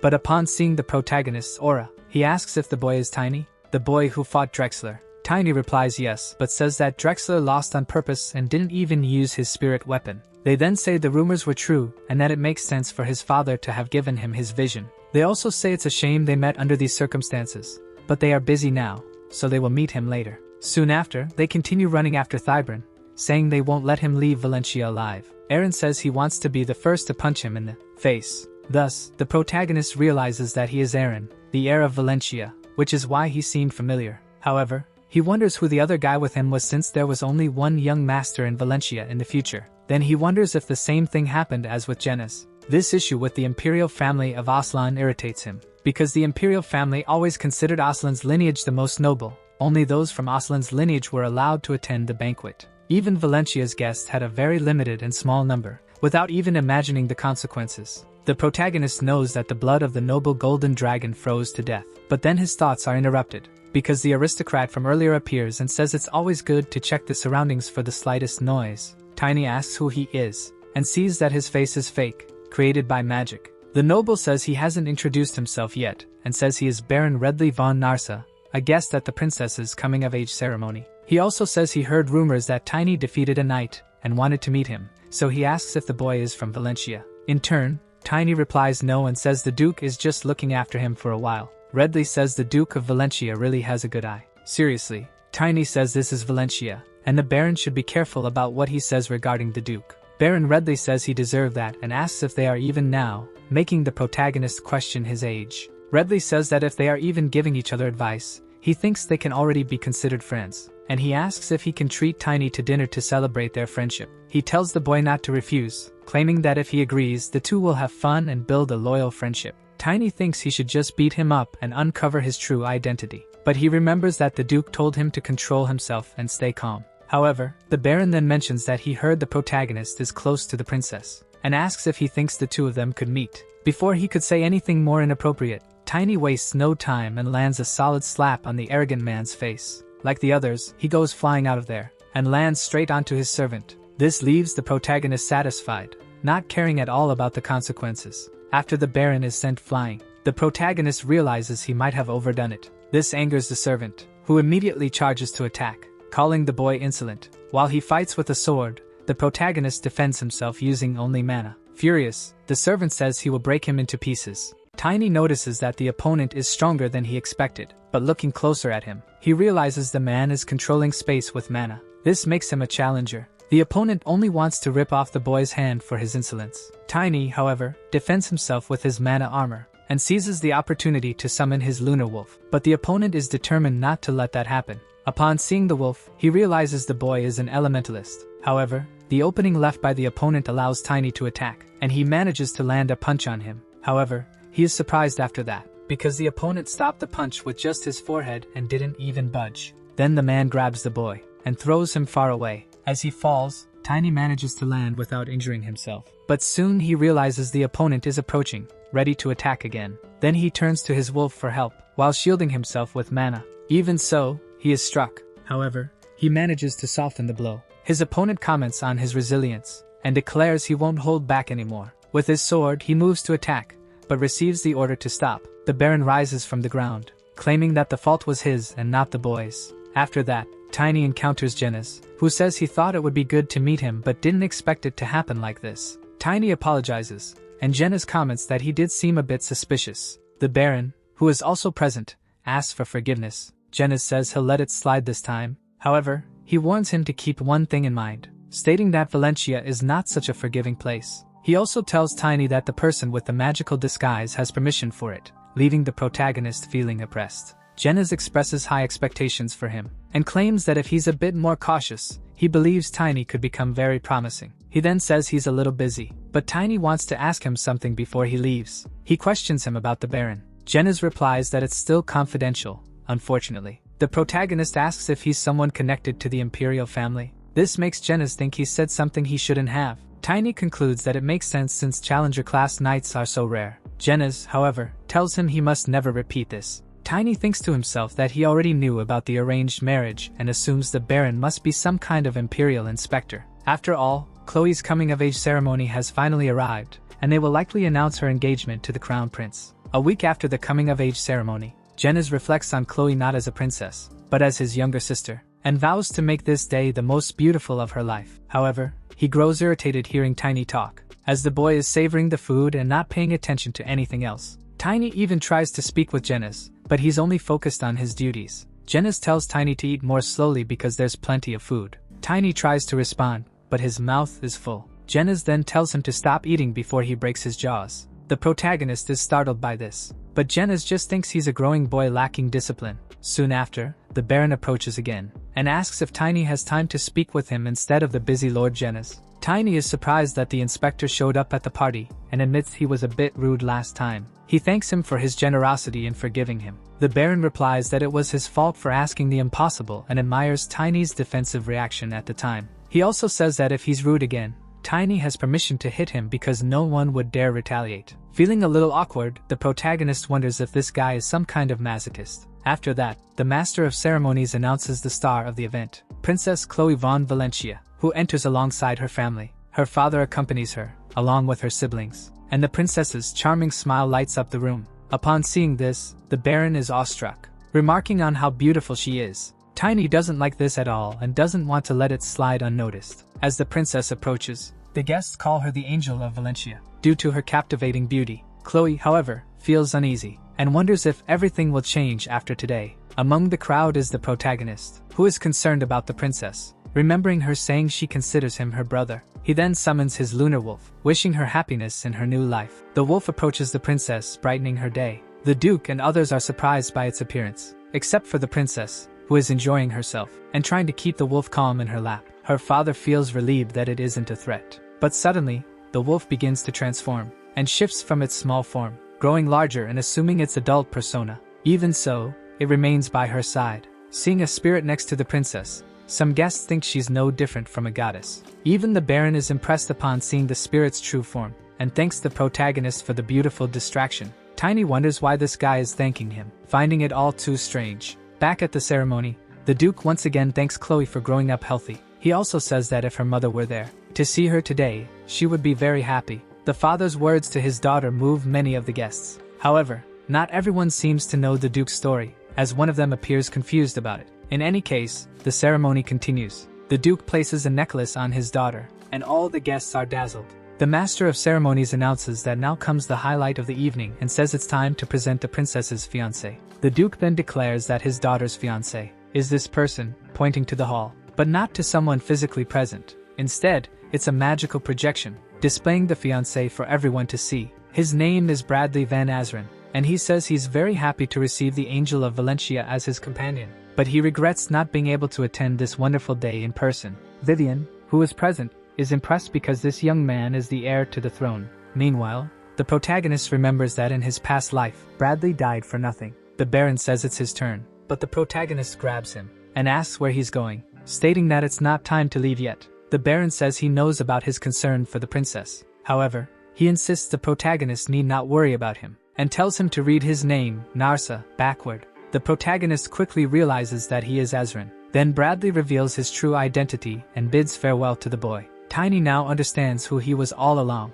Not only that, but he realizes he once hit the heir to the throne. Thus, he concludes that he's in deep trouble, and even considers letting him die at the wedding next year. Jennaz approaches and asks what Tiny is thinking about. He deflects, saying he's just feeling warm. But Jennaz reassures him, saying that His Highness has already forgiven him, and even if there's some resentment, he assures that, as long as Tiny is within Valencia's territory, he will be safe. It was the Crown Prince who sought this engagement to go against the wishes of His Majesty, the Emperor, who preferred the Roctor family. Tiny then understands that the prince favors Valencia. Jennaz has more to share and reveals he has a message from his master. He says everything is ready and instructs the boy to meet with the Duke after the ceremony ends. That's what happens, and the protagonist goes to the Duke's office. The old man thanks him for revealing the spirit, as it seems to have relaxed Chloe. Tiny says he didn't do anything significant and asks if everything is ready. The Duke replies yes, but honestly it's still a bit hard to believe. He explains that Humanitas, the sacred relic of Khurran, has disappeared, and Orthus, the capital, was destroyed by the great demon Kraken's attack. Then he asks how it could possibly be Kraken, of all demons. Tiny says he needs to find out. The Duke says the agreement is over, and he can stop by the blacksmith to pick up his weapon. The next day, the blacksmith explains that he enhanced the weight and impact, added self-repair, and optimized the mana waves for him. Thinking about it, he says these specifications are quite unusual and asks what the protagonist intends to do. Tiny simply takes the hammer and asks if he can test it. The dwarf tells him to try hitting something with it. So the protagonist gets excited and says the weight is perfect. The story then cuts to a battle, where, with just one strike, he manages to defeat his enemy. He then says the hammer turned out better than expected, and thinks he needs to thank Master Rendell for the excellent work. After that, the lunar wolf signals something, and rushes into the forest. Tiny asks if it wants a moonlit race. He even remarks that the lunar wolf is in its best condition. For Tiny, this is perfect because they can reach their destination in a week since they are heading to the port of Anaxen. Elsewhere, far from there, one of the cultists reports that the Morse child has left the duchy, mounted on a superior class spirit beast, and is moving 4 times faster than usual. Another asks what the route is. The first replies that the nearest port is Khurran's, in Anaxen, which shocks the others. Their leader says this is more than irritating, and this time, he wants to handle it personally, and orders the others to call the trainer. On the road, the protagonist encounters an ambush and asks who these idiots are. The men don't like being called that, and ask if the boy still hasn't fully grasped the situation. They know the boy is at an expert level but claim he's just an elementalist against 5 of their best men. They also say that this boy needs a wake-up call, because they, the Black Knights, will teach him a lesson. At that moment, an archer shoots an arrow at the protagonist. Meanwhile, Tiny mocks the entire group. He deflects the enemy's arrow with just his hand, surprising everyone else, as they believe such a defense is impossible. But one of them shouts to the others not to be afraid, claiming it was just a cheap trick and that they have the numbers advantage. Hearing this, Tiny says the best remedy for foolishness is a good beating, and with his hammer, he strikes one of them. The others are terrified of the boy's strength, and wonder if this is truly the power of an expert. The one who was struck is sent flying. Meanwhile, the protagonist remarks that real knights are amazing, but they are just followers of the demon. The leader of the group is in shock, and starts running, claiming they weren't paid for this. Tiny, however, doesn't want to let them escape, so he dismounts his wolf, and, with a single strike to the ground, intends to kill them all. Immediately, he hits the ground with his hammer, causing a massive impact and cracking the earth. In this way, the enemies are swallowed by the ground. Tiny, still standing, watches his enemies defeated and fallen. Ironically, he says his hammer turned out amazing, and plans to use it even as he grows up. However, he still doesn't know how these idiots knew where he was heading, and thinks he should have spared one to interrogate. Just then, he hears the sound of a tree falling beside him, that nearly hit him. His wolf managed to dodge the attack. After that, Tiny notices something gigantic approaching, and realizes it's a 2-headed troll that is furious about an intruder in its territory. It quickly starts chasing the boy, and while preparing to flee, Tiny wonders why a high-class monster is there. Monster classification is determined based on their partnerships. This means a Class 5 monster is cooperating with a 5th Circle mage or a superior mana user. Knowing this, the protagonist is puzzled about how and why such a troll is right in front of him. He then tries to escape with his wolf. While running, he sees that the troll is being controlled by someone who refers to the protagonist as trash that only gets in their way. The mage orders the troll to crush the boy like a worm. This makes Tiny realize that the reason a monster like this appeared is that it has a mage as its master. So, he orders his wolf to go after the mage and leave the troll to him. However, the mage won't let that happen, so he uses the troll as a shield. The giant then attacks, preventing the protagonist from advancing. Not only that, but it ends up cutting down several trees, making Tiny's situation even harder. He realizes the monster is of the berserk type. Before he can react, the troll appears behind him and tries to catch him off guard, but Tiny narrowly escapes. He knows that Class 5 trolls have strength enhancement and regeneration abilities, but the berserk mode has its limitations, and he just needs to hold out until an opening appears. The giant tries to attack the boy with some kind of acid breath. However, Tiny uses a mana shield. He also notices that the enemies are alone, so they shouldn't be using up so much mana. Before he can think further, the troll attacks again. Tiny tries to counter it with his hammer, as it's too late to dodge. In doing so, he manages to push the giant back, and as soon as the troll hits the ground, Tiny jumps to try to attack it by surprise. He lands the hit, making the troll scream in pain, because his hammer has weight and impact amplification. Afterward, the troll manages to get up. Despite being struck in the knee, it resumes its attacks. Tiny dodges the enemy's blows, and moves into counterattack, because he doesn't want to give the giant any respite. From a distance, the mage observes everything, and wonders how long the protagonist will keep running, claiming that the moment he's caught, it will all be over. Back in the fight, the protagonist ends up in a dead-end path, finding himself cornered. The troll is about to strike him, when suddenly, the magic controlling it is interrupted. Seeing this, the mage becomes desperate as the berserk mode ends. Tiny asks if he really thought he wouldn't retaliate, claiming he was just waiting for an opening in the enemy's frenzy. The mage hadn't expected such intelligence from the boy. Thus, he becomes vulnerable, and the wolf manages to grab him and attacks him, preventing the enemy from fighting back. Tiny tells his wolf it did a great job. He also tells it to hold the mage tightly. Meanwhile, he charges at the troll, attacking it with all his strength. As a result, a massive explosion occurs, leaving the troll's two heads in the protagonist's hands. He approaches the mage and asks if he wants to play too. After a few questions, Tiny learns that the organization's headquarters is in the lawless city of the Alliance, and asks if the mage's boss is the mayor there. The mage answers yes. Tiny says that it definitely isn't those two, but the mage doesn't understand the statement. He knows his wolf is a spirit beast and has a spell for explosions. Then Tiny says he can't let a 5th class beast-taming mage go so easily, and asks if they're planning to steal Curran's relic. The mage insists they are not, which makes Tiny think he was right. He only wants to know one more thing and asks the name of the person who gave this mission, claiming he'll let the mage go afterward. The enemy hesitates to respond, but the protagonist tells him to think carefully, and asks if he's ever heard of a head suddenly exploding. The mage responds that he thinks he has. Tiny asks if he thinks the chances of that happening to him are low just because he's in Tiny's hands now. The mage panics at hearing this and doesn't know how to react. A little later, the protagonist is walking in the port city of Anaxon. The people around are wondering who set off fireworks after seeing a massive explosion in the sky. Tiny remembers the Duke telling him the agreement was over and that he'd wait for him at the bar in Anaxon. After walking for a bit, he finds the place. Then, upon entering the bar, he is surprised, because he didn't imagine he'd have reinforcement. The Sword Emperor himself. The man apologizes to the boy, and says his shop doesn't sell alcohol to children. The protagonist notices the change in his face and is incredulous. He wonders if it's magical makeup, but he can't sense any mana. Some drunks tell the protagonist that this isn't a place for kids and even laugh at his hair. They even say that all the other customers have already left. However, due to their mockery, the lunar wolf scares them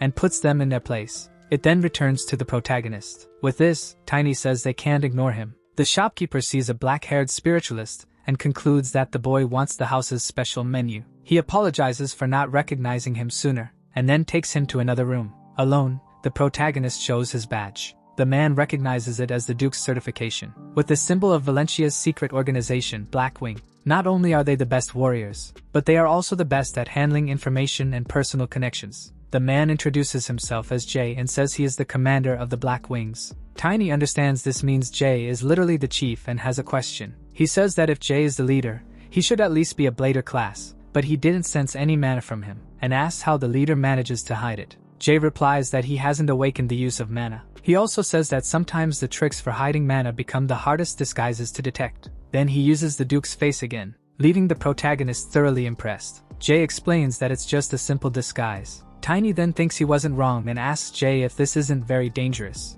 Jay replies that's what makes it all so exciting, making the protagonist think he has strange tastes. Then Jay says they should focus on their work, not on his personal preferences. Jay reveals that Gale Anderson, the Tsunami Mage, who was supposed to receive a recommendation letter, is missing. This information leaves Tiny quite surprised, because Tsunami Mage is a title given to a 7th Circle Mage. The protagonist asks if he shouldn't be especially stronger since he's near the sea, given the title. Jay says they lost contact with the mage during his voyage, and it's been 2 weeks since his expected return date. Tiny then says it's hard to make any recommendations in such a situation, but Jay says he had a plan B ready, and tells the boy to meet his new identity, showing him a new crest. The protagonist asks if he's sure the Sword Emperor sent him for this. He also asks if Jay knows the name Hustle, but it doesn't seem like he does. Tiny then says that Hustle is the demon follower responsible for the Curran incident, and claims he received this information just before blowing someone's head off. After thinking for a moment, Jay says the name sounds like it belongs to an orc or beast and decides to keep it in mind.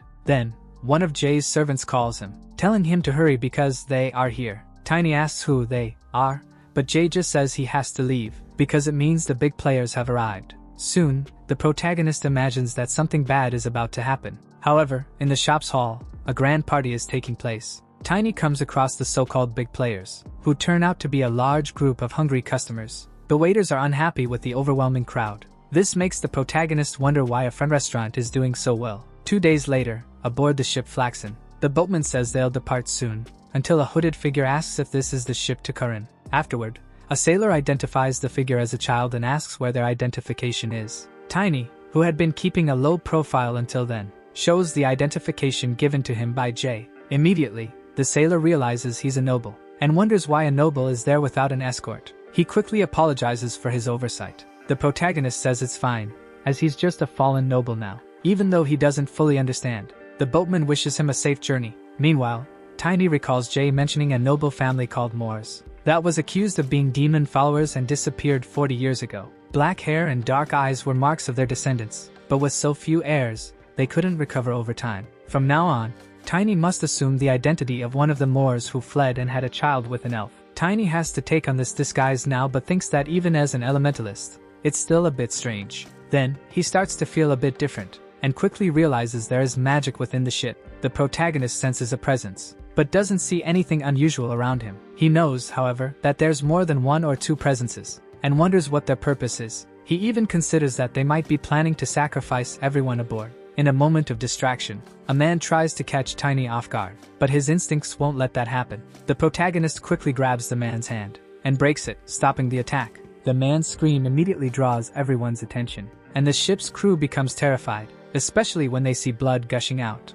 One of the sailors asks the boy what he's doing. Meanwhile, the man demands to be released. His knife falls to the ground, but Tiny uses his foot to lift it, and then kicks it midair, hitting the man squarely with his own weapon. The others are left speechless at the sight, as they watch the man writhing in pain and bleeding profusely. However, knowing the man's evil nature, the protagonist feels no pity. As soon as it's over, a dark aura of magic begins to emanate from the corpse. This confuses the others even more. Not just the smoke, but a foul smell also starts to spread among them. They quickly realize the man was a demon follower. A sailor thanks the protagonist for getting rid of him, but says his methods were a bit extreme. Tiny, in turn, grabs the sailor's hand as well, and ironically asks if he was talking about this. Then, he repeats the same move as before, taking this man down onto the ship's floor. Not just him, but another one was also struck. The protagonist doesn't stop attacking them, as he suspects there are more demon followers around. He even uses human bodies as weapons. People start fleeing, thinking he's a serial killer.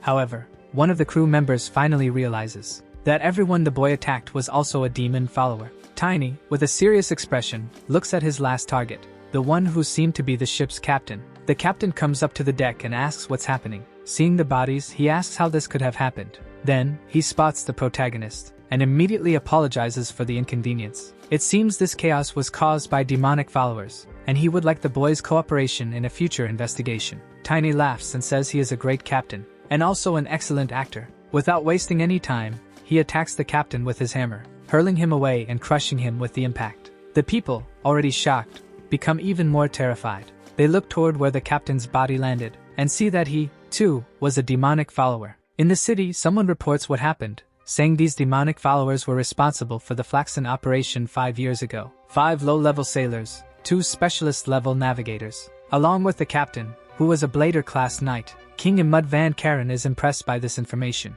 Tiny hears the reporter speculate that hundreds, or even thousands of people may have been sacrificed to the demon, and wonders which demon the demonic followers serve, as some demons can even cross dimensional walls and spread their power. The sacrifices are used in rituals that both strengthen the demonic followers and grant significant power to the demon they serve. To Tiny, people who submit to this are the vermin of humanity. The king says they have been in hiding for 30 years, and even he let his guard down. But he says that, thanks to the elemental spirit user with elven blood, a great disaster was avoided. He also mentions knowing that the boy's spirit can track demonic followers and asks if he can see this spirit. His servant says that even if he is an elf descendant, it's still very dangerous. However, this is not a problem for the protagonist, as he summons his spiritual wolf and reveals it before the king. Upon seeing the spiritual wolf, the king is astonished, saying the creature is incredible and magnificent. Now that he sees the spirit with his own eyes, he can believe it. He also says he would like to speak with the boy in private and asks his servants to leave,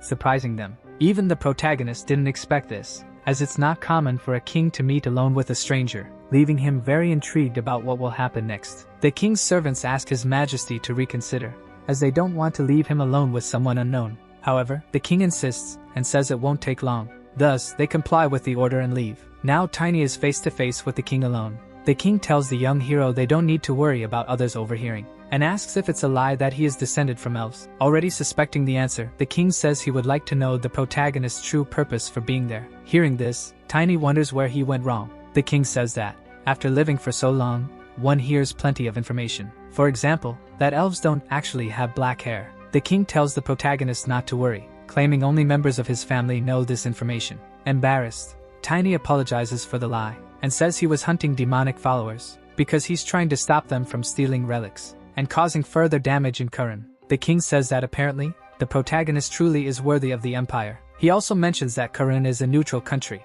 but still part of the Union of Kingdoms. The king states that it's very difficult to trust an empire that goes against the Union. He then asks if that's why the boy hid his identity, even though his intentions were good. In any case, the king decides to trust the boy's words, making Tiny remember why he is known as a wise king. The king says the boy is a spirit user with a pure soul, which makes Tiny think even a wise man cannot avoid prejudice. Because elemental spirit users deal with the essence of mana and spirits, they are natural enemies of demonic cultists. But just because of this, they are labeled as good people. In his past life, there was one who was entirely the opposite of this concept of goodness, and this bothers the protagonist a little. However, setting that aside, he wishes to ask the king for a favor. He asks to be sent to the Sanctuary Guard to try to resolve Curran's catastrophe. The king agrees, and even says he'll give the boy some credit for defeating those demonic followers on the ship. With that, one of his servants presents a sword and a crest. However, the king says that since he doesn't like long ceremonies, he wants to skip all the sword ceremony formalities,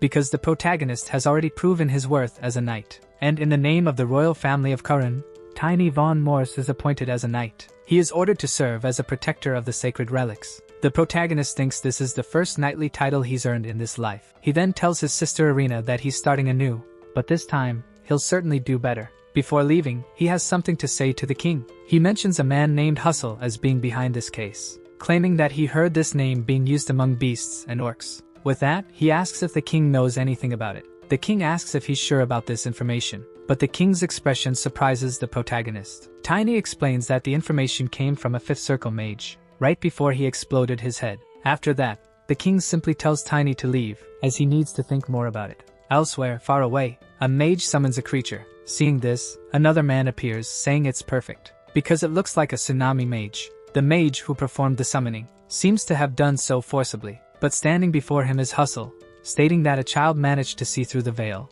and things won't go as he wishes. Back at the king's castle, the protagonist is introduced to the other knights as someone who dealt with the demon followers from Flaxen. Mason, the sanctuary guard and member of the army, states that the boy is half-elf, so they shouldn't underestimate him just because he looks young. And despite being a knight who has barely left his cradle, this is because he proved his power and was knighted for it. The other guards are confused. Even the protagonist doesn't fully understand what just happened. Earlier, he had asked the king if it was really okay to send him there so easily, as it could provoke opposition within the palace. But the king told him not to worry, as for hundreds of years, it's been Curran's army, not the Sacred Relic Guards, who protect Ordis. The Sacred Relic is now just a symbol, so guarding it shouldn't be more than a tedious task. This leads the protagonist to conclude that this is a job for a bunch of failures with no future. Even though there may not be any external resistance within the unit, it's a different story. He then tries to speak with Lord Mason. However, the guard says they are a single unit, and there is a hierarchy there. Before Mason can continue,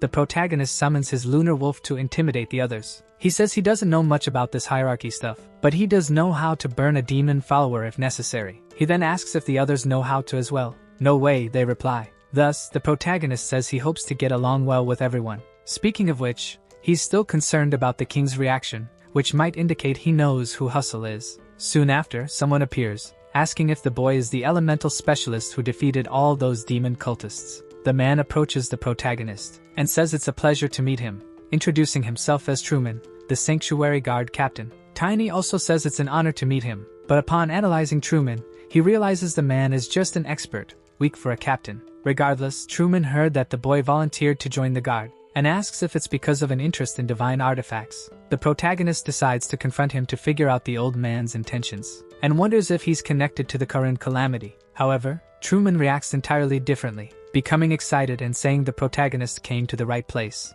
leaving Tiny completely taken aback. Truman explains that the artifacts are merely symbols, and their sole purpose is to repel evil creatures, but they only work within a 1-kilometer radius, and rarely block demonic energy above level 1. Yet, the more one studies them, the more one realizes they go beyond that. He recommends some books for the protagonist to read, and asks if he's ever heard about the promise of mythological times, claiming that the divine artifacts are treasures safeguarded by humanity since ancient times. Tiny realizes that's why he didn't sense any demonic energy in the old man and almost accused the wrong person. Truman continues his lecture, explaining that even the most evil creatures are subjected to the power of the artifacts created by the gods. But seeing the boy nearly falling asleep, he says he understands it's much better to see the artifacts than to read about them. The old man then stands up and tells the boy to follow him, as he's going to show him a divine artifact in person. Thus, they walk toward the location, in the interior of the castle, in the central section. As they approach the door, the old man asks Tiny if he knows why the sanctuary guards are considered obsolete. The protagonist asks if it's because they claim artifacts are just worthless symbols. Truman says the real reason is much simpler. Then he opens the door, and Tiny is awestruck. Both head toward the divine artifact called Humanitas, and the old man explains that the reason is that the artifacts don't need protection. Tiny is deeply impressed by the artifact as he sees it up close. The old man says the artifact floats, but they don't know why. There's also a legend that says, the unworthy shall not touch it, and that alone is enough for the artifact to require no protection. Then he tells Tiny to try touching the artifact to see if he's worthy, but to the old man's surprise, the boy succeeds. Not only that, but Tiny realizes that it's a 7th-degree artifact, a mass of light that harms absolutely nothing in the world, and its power rejects everything not of this world. Tiny notices the barrier is speaking, and that only he can hear it, so he asks if it's due to his sensitivity to mana. The glow makes the protagonist realize that the barrier itself is also an artifact. It even moves. Truman is very impressed by all of this, because he realizes the boy is communicating with the artifact. Back in the training grounds, the old man says the protagonist has a talent for surprising people. He also says he's been there for many years and has never seen anything like it. Tiny thinks the old man may not be strong, but he loves his work and performs it diligently, making him very different from the other members. Soon after, they encounter a knight from the Imperial Order, Greg Simbo. Truman asks what he's doing there. Greg replies that he didn't come because of the captain. He then approaches the protagonist and asks if he's the much-acclaimed half-elf saint. The protagonist says he's just a quarter-elf and not truly a saint. Greg refuses to believe in a hero who punished the dark mages, and asks how the boy dares to spout such nonsense. Then he declares he'll expose the boy's mask and charges to attack. Tiny had been expecting some resistance anyway, so he dodges the attack and grabs the knight's hand to throw him down, just as he did to the others on the ship. And so he does, slamming the knight twice his size and weight to the ground, causing a loud noise with his fall. Still, Greg refuses to give in. Tiny, in turn, thinks that if the knight can still talk, it means he went too easy on him, so he grabs the knight's arm again, swinging him side to side and slamming him into the ground. From a distance, the old man observes everything, making Tiny wonder if he should maintain decorum or not. He tries to keep his composure, thanking Greg for teaching him so much, leaving the old man even more confused. But he wasn't the only one observing the protagonist. Further away, another knight saw everything and found it interesting. Other knights attempt to challenge the protagonist. One of them, named Robert Dumbbell of the Imperial Knights, heard that Tiny defeated Greg, and wanted to verify it. But the way he found out wasn't ideal, as Tiny landed a solid punch on his face. Tannen Royer and Edgar Albert, also from the Imperial Knights, present themselves to challenge the boy. However, they stood no chance, as the protagonist didn't spare them from public humiliation until another challenger appears. His name is Randolph Grantchess, commander of the Imperial Knights Order, and he proposes a duel against Tiny. But on the first hammer strike he receives, he's already sent flying. The protagonist says that, at least, he's a little less useless than the others. He also says he did him a favor by not finishing him off and now wants a favor in return. Tiny then asks if he knows someone named Hustle. Randolph replies that he doesn't know anyone by that name. This leaves the protagonist slightly puzzled, because no one he interrogated knows Hustle. Afterward, another knight appears, saying he's impressed that the boy defeated Randolph. Tiny asks who he is, thinking this might be someone of a higher class, or a beginner-level challenger. Either way, the man introduces himself as Liam von Peterson, Grand Master of the Imperial Knights. Maintaining his composure, Tiny apologizes for his rudeness, addressing the Grand Master as, "Your Excellency." Liam says he doesn't need to be so formal, claiming that an old man like him is just happy to see such a talented young man in action. And he asks if the protagonist would duel him as well, to relieve his boredom and provide information about Hustle. The Grand Master says that a duel is sufficient compensation, surprising Tiny with this proposal, because he didn't expect a martial artist with challenger-level mana to challenge him to a duel, let alone offer the reward he's been seeking all this time. Liam says he'll go easy on the boy but tells him to do his best. Tiny smiles, as this is exactly what he wanted, and says he'd be an idiot to refuse. He immediately leaps toward his opponent, ready to strike him with his hammer, thanking him for the duel. However, Liam manages to defend himself, and the impact of the blow even shakes the ground. Tiny warns him that if he underestimates him, he might get seriously hurt. The Grand Master notices that the boy has become lighter. When Tiny tries to sweep him off his feet, he can't, facing greater resistance, and realizes his opponent has a stone attribute. Liam looks at the boy and says he's quite entertaining. Tiny doesn't falter, and creates some distance between himself and his opponent. He had anticipated that. This is a defensive ability of an entry-level challenger class. The heavy, resilient knight clad in shining armor declares that he's taking back his promise to go easy on the boy. Now that he's seen what Tiny can do, he won't hold back his strength when attacking, saying that it'll be more fun this way. The protagonist doesn't feel differently from his opponent, and doesn't intend to hold back either. He swings his hammer, and thinks there's no advice he could offer about Liam's skill, only that what might be lacking is experience and accomplishments. The way Liam shifts his center of gravity to gain momentum, and the way he channels strength into his weapon, makes the protagonist think that he should be taking tips from his opponent instead. Liam says that the title of genius isn't enough for the boy, claiming that he's actually a monster. To Tiny, that's a genuine compliment, as he already sees himself that way. Liam then states that he thinks this is enough. He strikes the ground, causing the protagonist to lose his sense of balance, making him more vulnerable to attacks. However, even with difficulty, Tiny manages to defend himself, but he ends up being thrown by his opponent. Liam then says they should stop, as things have gone far enough. Tiny thanks him for the duel, but the Grand Master says this was a new experience for him, even at his age, and that he should be the one expressing gratitude. To show his appreciation, he agrees to provide the promised information. However, the protagonist is surprised by what the Grand Master reveals. Liam says it's the first time he's felt this way at his age. Tiny thinks it was a lie that there was no talent in Curran. The Grand Master then promises to give him the information he needs,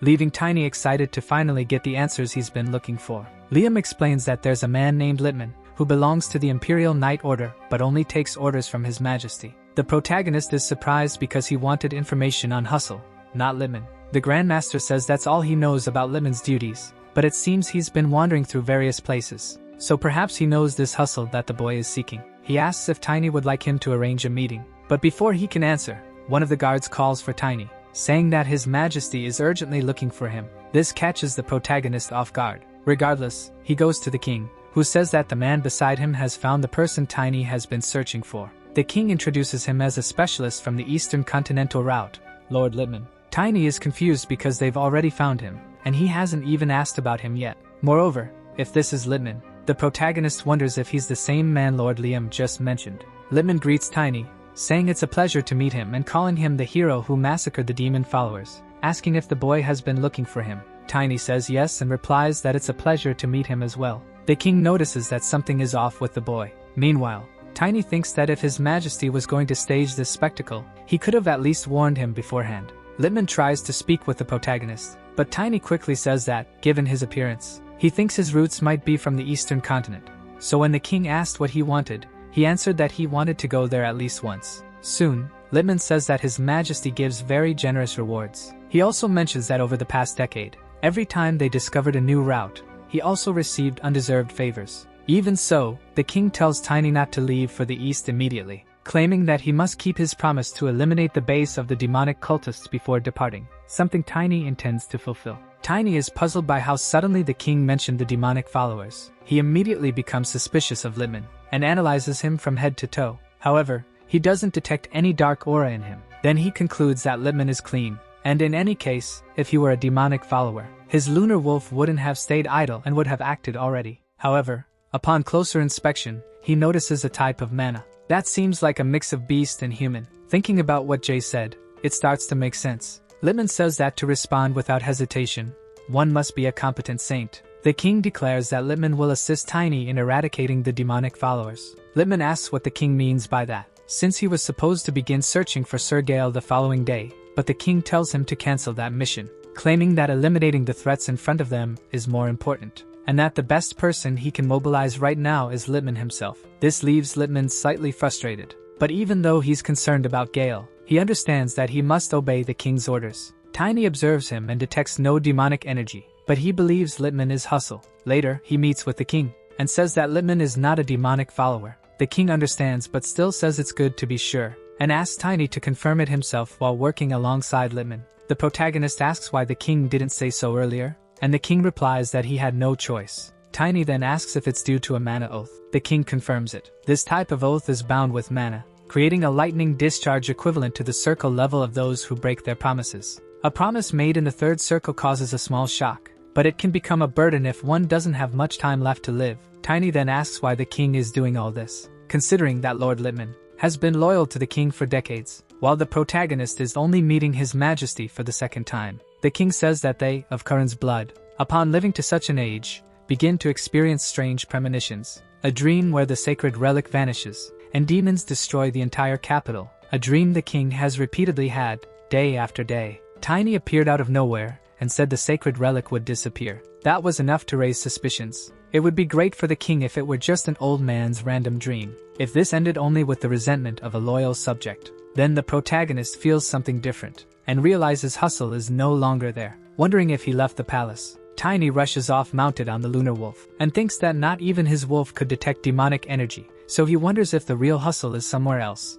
But if that's the case, why would he flee at such a time? To the protagonist, the answer is quite obvious, and he just needs to gather some evidence to prove his point. At the city's port, some men are loading equipment onto a ship. One of them tells the others to move the boxes quietly, as they work at night specifically to avoid drawing attention. Then a hooded man appears, and catches their attention. The man removes his hood, revealing himself as Littman, but the men recognize him as Lord Hustle, and ask what he's doing there since they were expecting him only the next day. Hustle explains that something's happened. He says the king has put the boy on his trail. One of the sailors says the boy hasn't seemed to be around for a while, but Hustle admits he doesn't know what's on his mind. He orders the men to hurry because he wants to leave immediately. The sailors comply and rush with the preparations. However, what they didn't expect was for their ship to explode out of nowhere. Not only that, but it's rendered incapable of departing, as it's split in half, and standing on the ship's bow is the protagonist, asking what they're up to in the middle of the night, and calling them demon worshippers. The others immediately recognize it as an ambush.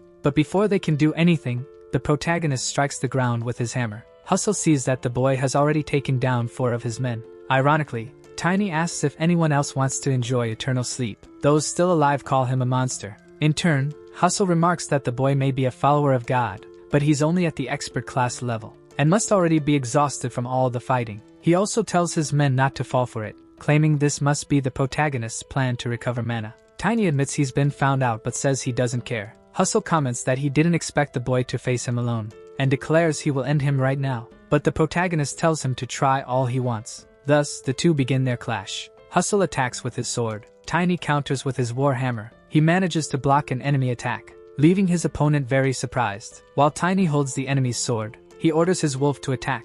The lunar wolf strikes the opponent, drawing blood with its blow. Hustle, enraged, asks how they dare to leave a scar on his body. He also declares he'll tear the wolf apart right before the boy's eyes, claiming that when a spirit is forcefully summoned, Even tamers like him are shocked. Tiny refuses to let this happen, but Hustle rushes toward the wolf, claiming he'll deal with it first, and then finish off its master. The lunar wolf stands its ground while taking the hits. Tiny grows deeply worried for his companion, yet the wolf walks toward him, still able to fight despite its injuries. Hustle notices this and is incredulous, believing his blows should have been devastating, but the wolf survived. He wonders how it resisted a reverse summoning. Not only that, but looking at the protagonist, Hustle realizes the boy is conserving mana by healing only the injured parts. Hustle calls it a terrifying talent, and resolves to kill him today. Hustle's men refuse to let him fight alone and charge at the protagonist. But with just one swing of his hammer, Tiny takes them all down. This allows him to refocus on the main enemy. As he advances, he calls Hustle a lunatic beastman.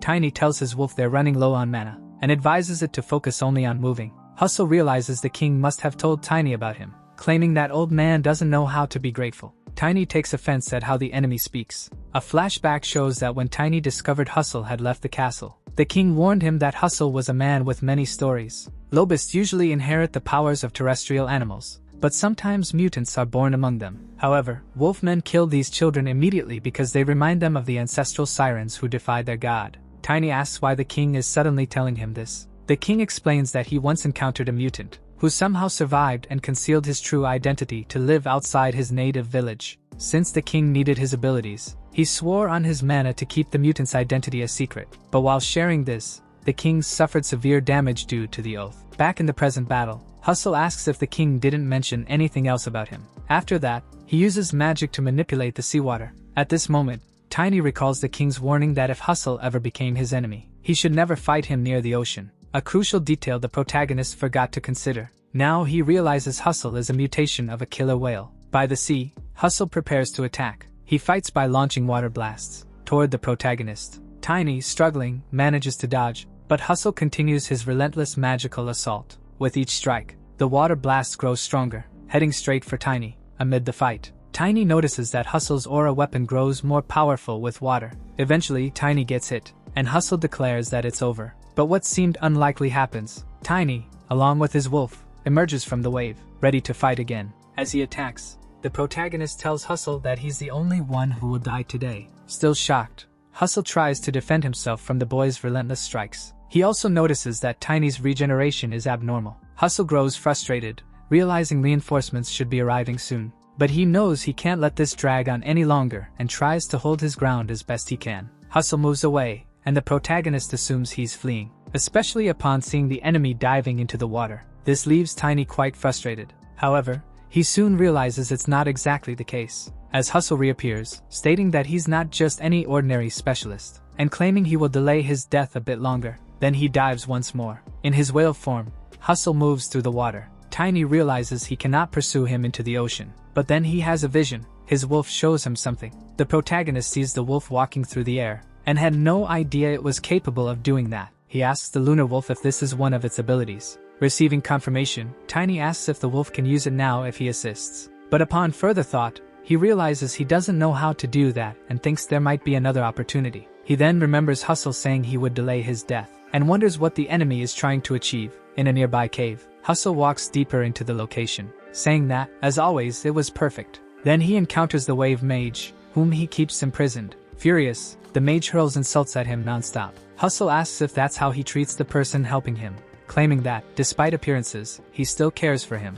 He also says that if the mage doesn't eat and faints, the monster he's controlling might escape. At the back of the cave, they see a massive sea monster, which the mage keeps under constant watch. This monster doesn't seem at all happy to be confined. It even tries to escape, slamming against the prison holding it. Hustle says it's incredible, calling it a precious miracle his organization acquired. He adds that if the monster escapes, it will send a telepathic message to its mother, and if it's killed, the mother will know immediately. To him, it's only a matter of time before Kurun is destroyed. He then tells the mage that if he wants to save his hometown, he must put more effort into keeping the monster trapped. Angrily, the mage says Hustle will face divine punishment. Hustle merely laughs at this provocation, claiming he already received such punishment at birth, and stating that what's about to happen is just settling old scores. As soon as he leaves the cave, the mage feels a bit relieved. Still, he remains focused on the monster, keeping it trapped within his magical cage, because he says he won't let Hustle's desires become reality. Sometime later, the protagonist returns to the royal palace. Liam accompanies him, and before the king, confirms the report that all the sailors were demonic followers. The king asks about the cargo. Liam replies that it consisted of items used for magical rituals, and that the combined value was equivalent to half the kingdom's annual provisions. This makes the king think he should have suspected Hustle sooner. Hustle had told the king he would show how mutants could contribute to the world. He was a man of great ambition. He also proved to be competent, so the king wonders why he switched sides. Tiny apologizes to His Majesty, but says he heard from Liam that almost no one knew about Littman or his duties. The king says that's exactly what Hustle wanted since he was trying to avoid the killings of beastmen. The protagonist states that they should have suspected it, asserting that those with ambition don't hide. Liam doesn't appreciate Tiny's tone, but the king says he's right, and that they of the royal family should have noticed Littman's malicious intent. However, he affirms that crying over spilled milk won't change anything. Then he calls Tiny a little hero, and now that they've lost Hustle, he asks if Tiny has a way to track down the demonic followers. The protagonist replies that he does, and asks for the king's help with something specific to carry out his plan. After that, Tiny heads to another location. He knocks on the door of an establishment. Jay answers, saying they're still closed. However, the protagonist introduces himself. Jay doesn't recognize him due to his hood, but nonetheless, he asks what's accompanying him. After some conversation, Jay understands what happened and realizes Tiny encountered a demonic follower who was difficult even for him to identify. Now he understands why things became so complicated, but Tiny says the man didn't have any apparent demonic energy. Hustle is simply working with the demon worshippers. Jay concludes that there really are people who make such choices, and he is truly speechless, as he didn't expect Tiny to approach him so directly. He says he has long wanted to show him the potential of the Black Wings. Tiny asks what would happen if he still had a chance. Jay asks what he's talking about. The protagonist then picks up one of the boxes he brought, and says that His Majesty has ordered him to collect all the remaining artifacts. He adds that if Jay truly belongs to the Black Wings, they must at least have a specialist in tracking magic. He also says that now is the time for the Black Wings to shine. Tiny tells Jay to find a tracking magic specialist to examine all the artifacts so they can get rid of them. Tiny then asks where the tracker mage is and tells Jay to bring them immediately. But Jay says that will be very difficult. Desperate, the protagonist asks why. Jay explains that they've tried before, but the enemies must be very cautious, as they get rid of all evidence. The protagonist thinks he's doomed now and wonders if he went through all those trials for nothing. However, Jay says that's not entirely true. He explains that the shipment of demon worshippers' goods Tiny brought to his establishment is massive. It's not the kind of quantity they'd gather at once without a good reason. Indeed, Jay says that ordering such a large amount can only mean they're preparing for the ceremony. Tiny doesn't quite understand what that means. Jay elaborates that if Corinne is to be burned all at once, they will be very selective about magical items. But with the ingredients, it's different. At least 3 and at most 10 ingredients are required to perform a single ritual. They'll try to acquire ingredients that don't draw attention. And to amass such a large quantity, it will take time. But if there's a shop in Corinne that sells all the ingredients, they will certainly go to that place to save time. Tiny says that's impressive and tells Jay he's not just good at business. A waiter approaches, and Tiny asks what this is. Jay says he arrived at the perfect time, because he wanted him to try it. It's the popular menu item from his restaurant, roasted chicken with vegetables. Tiny thanks him but wants to avoid it. Jay insists that he try it before passing judgment. Cautiously, Tiny picks up a piece. After taking a bite of the chicken, he's shocked at how good it tastes. He wonders how that's possible, as he didn't expect the dish to be this delicious. After finishing everything, Jay asks how it was. Tiny asks Jay why he doesn't work as a real chef. Jay feels proud of the compliment. Our video ends here. If you enjoyed it, please like and subscribe to the channel. Until next time, bye bye.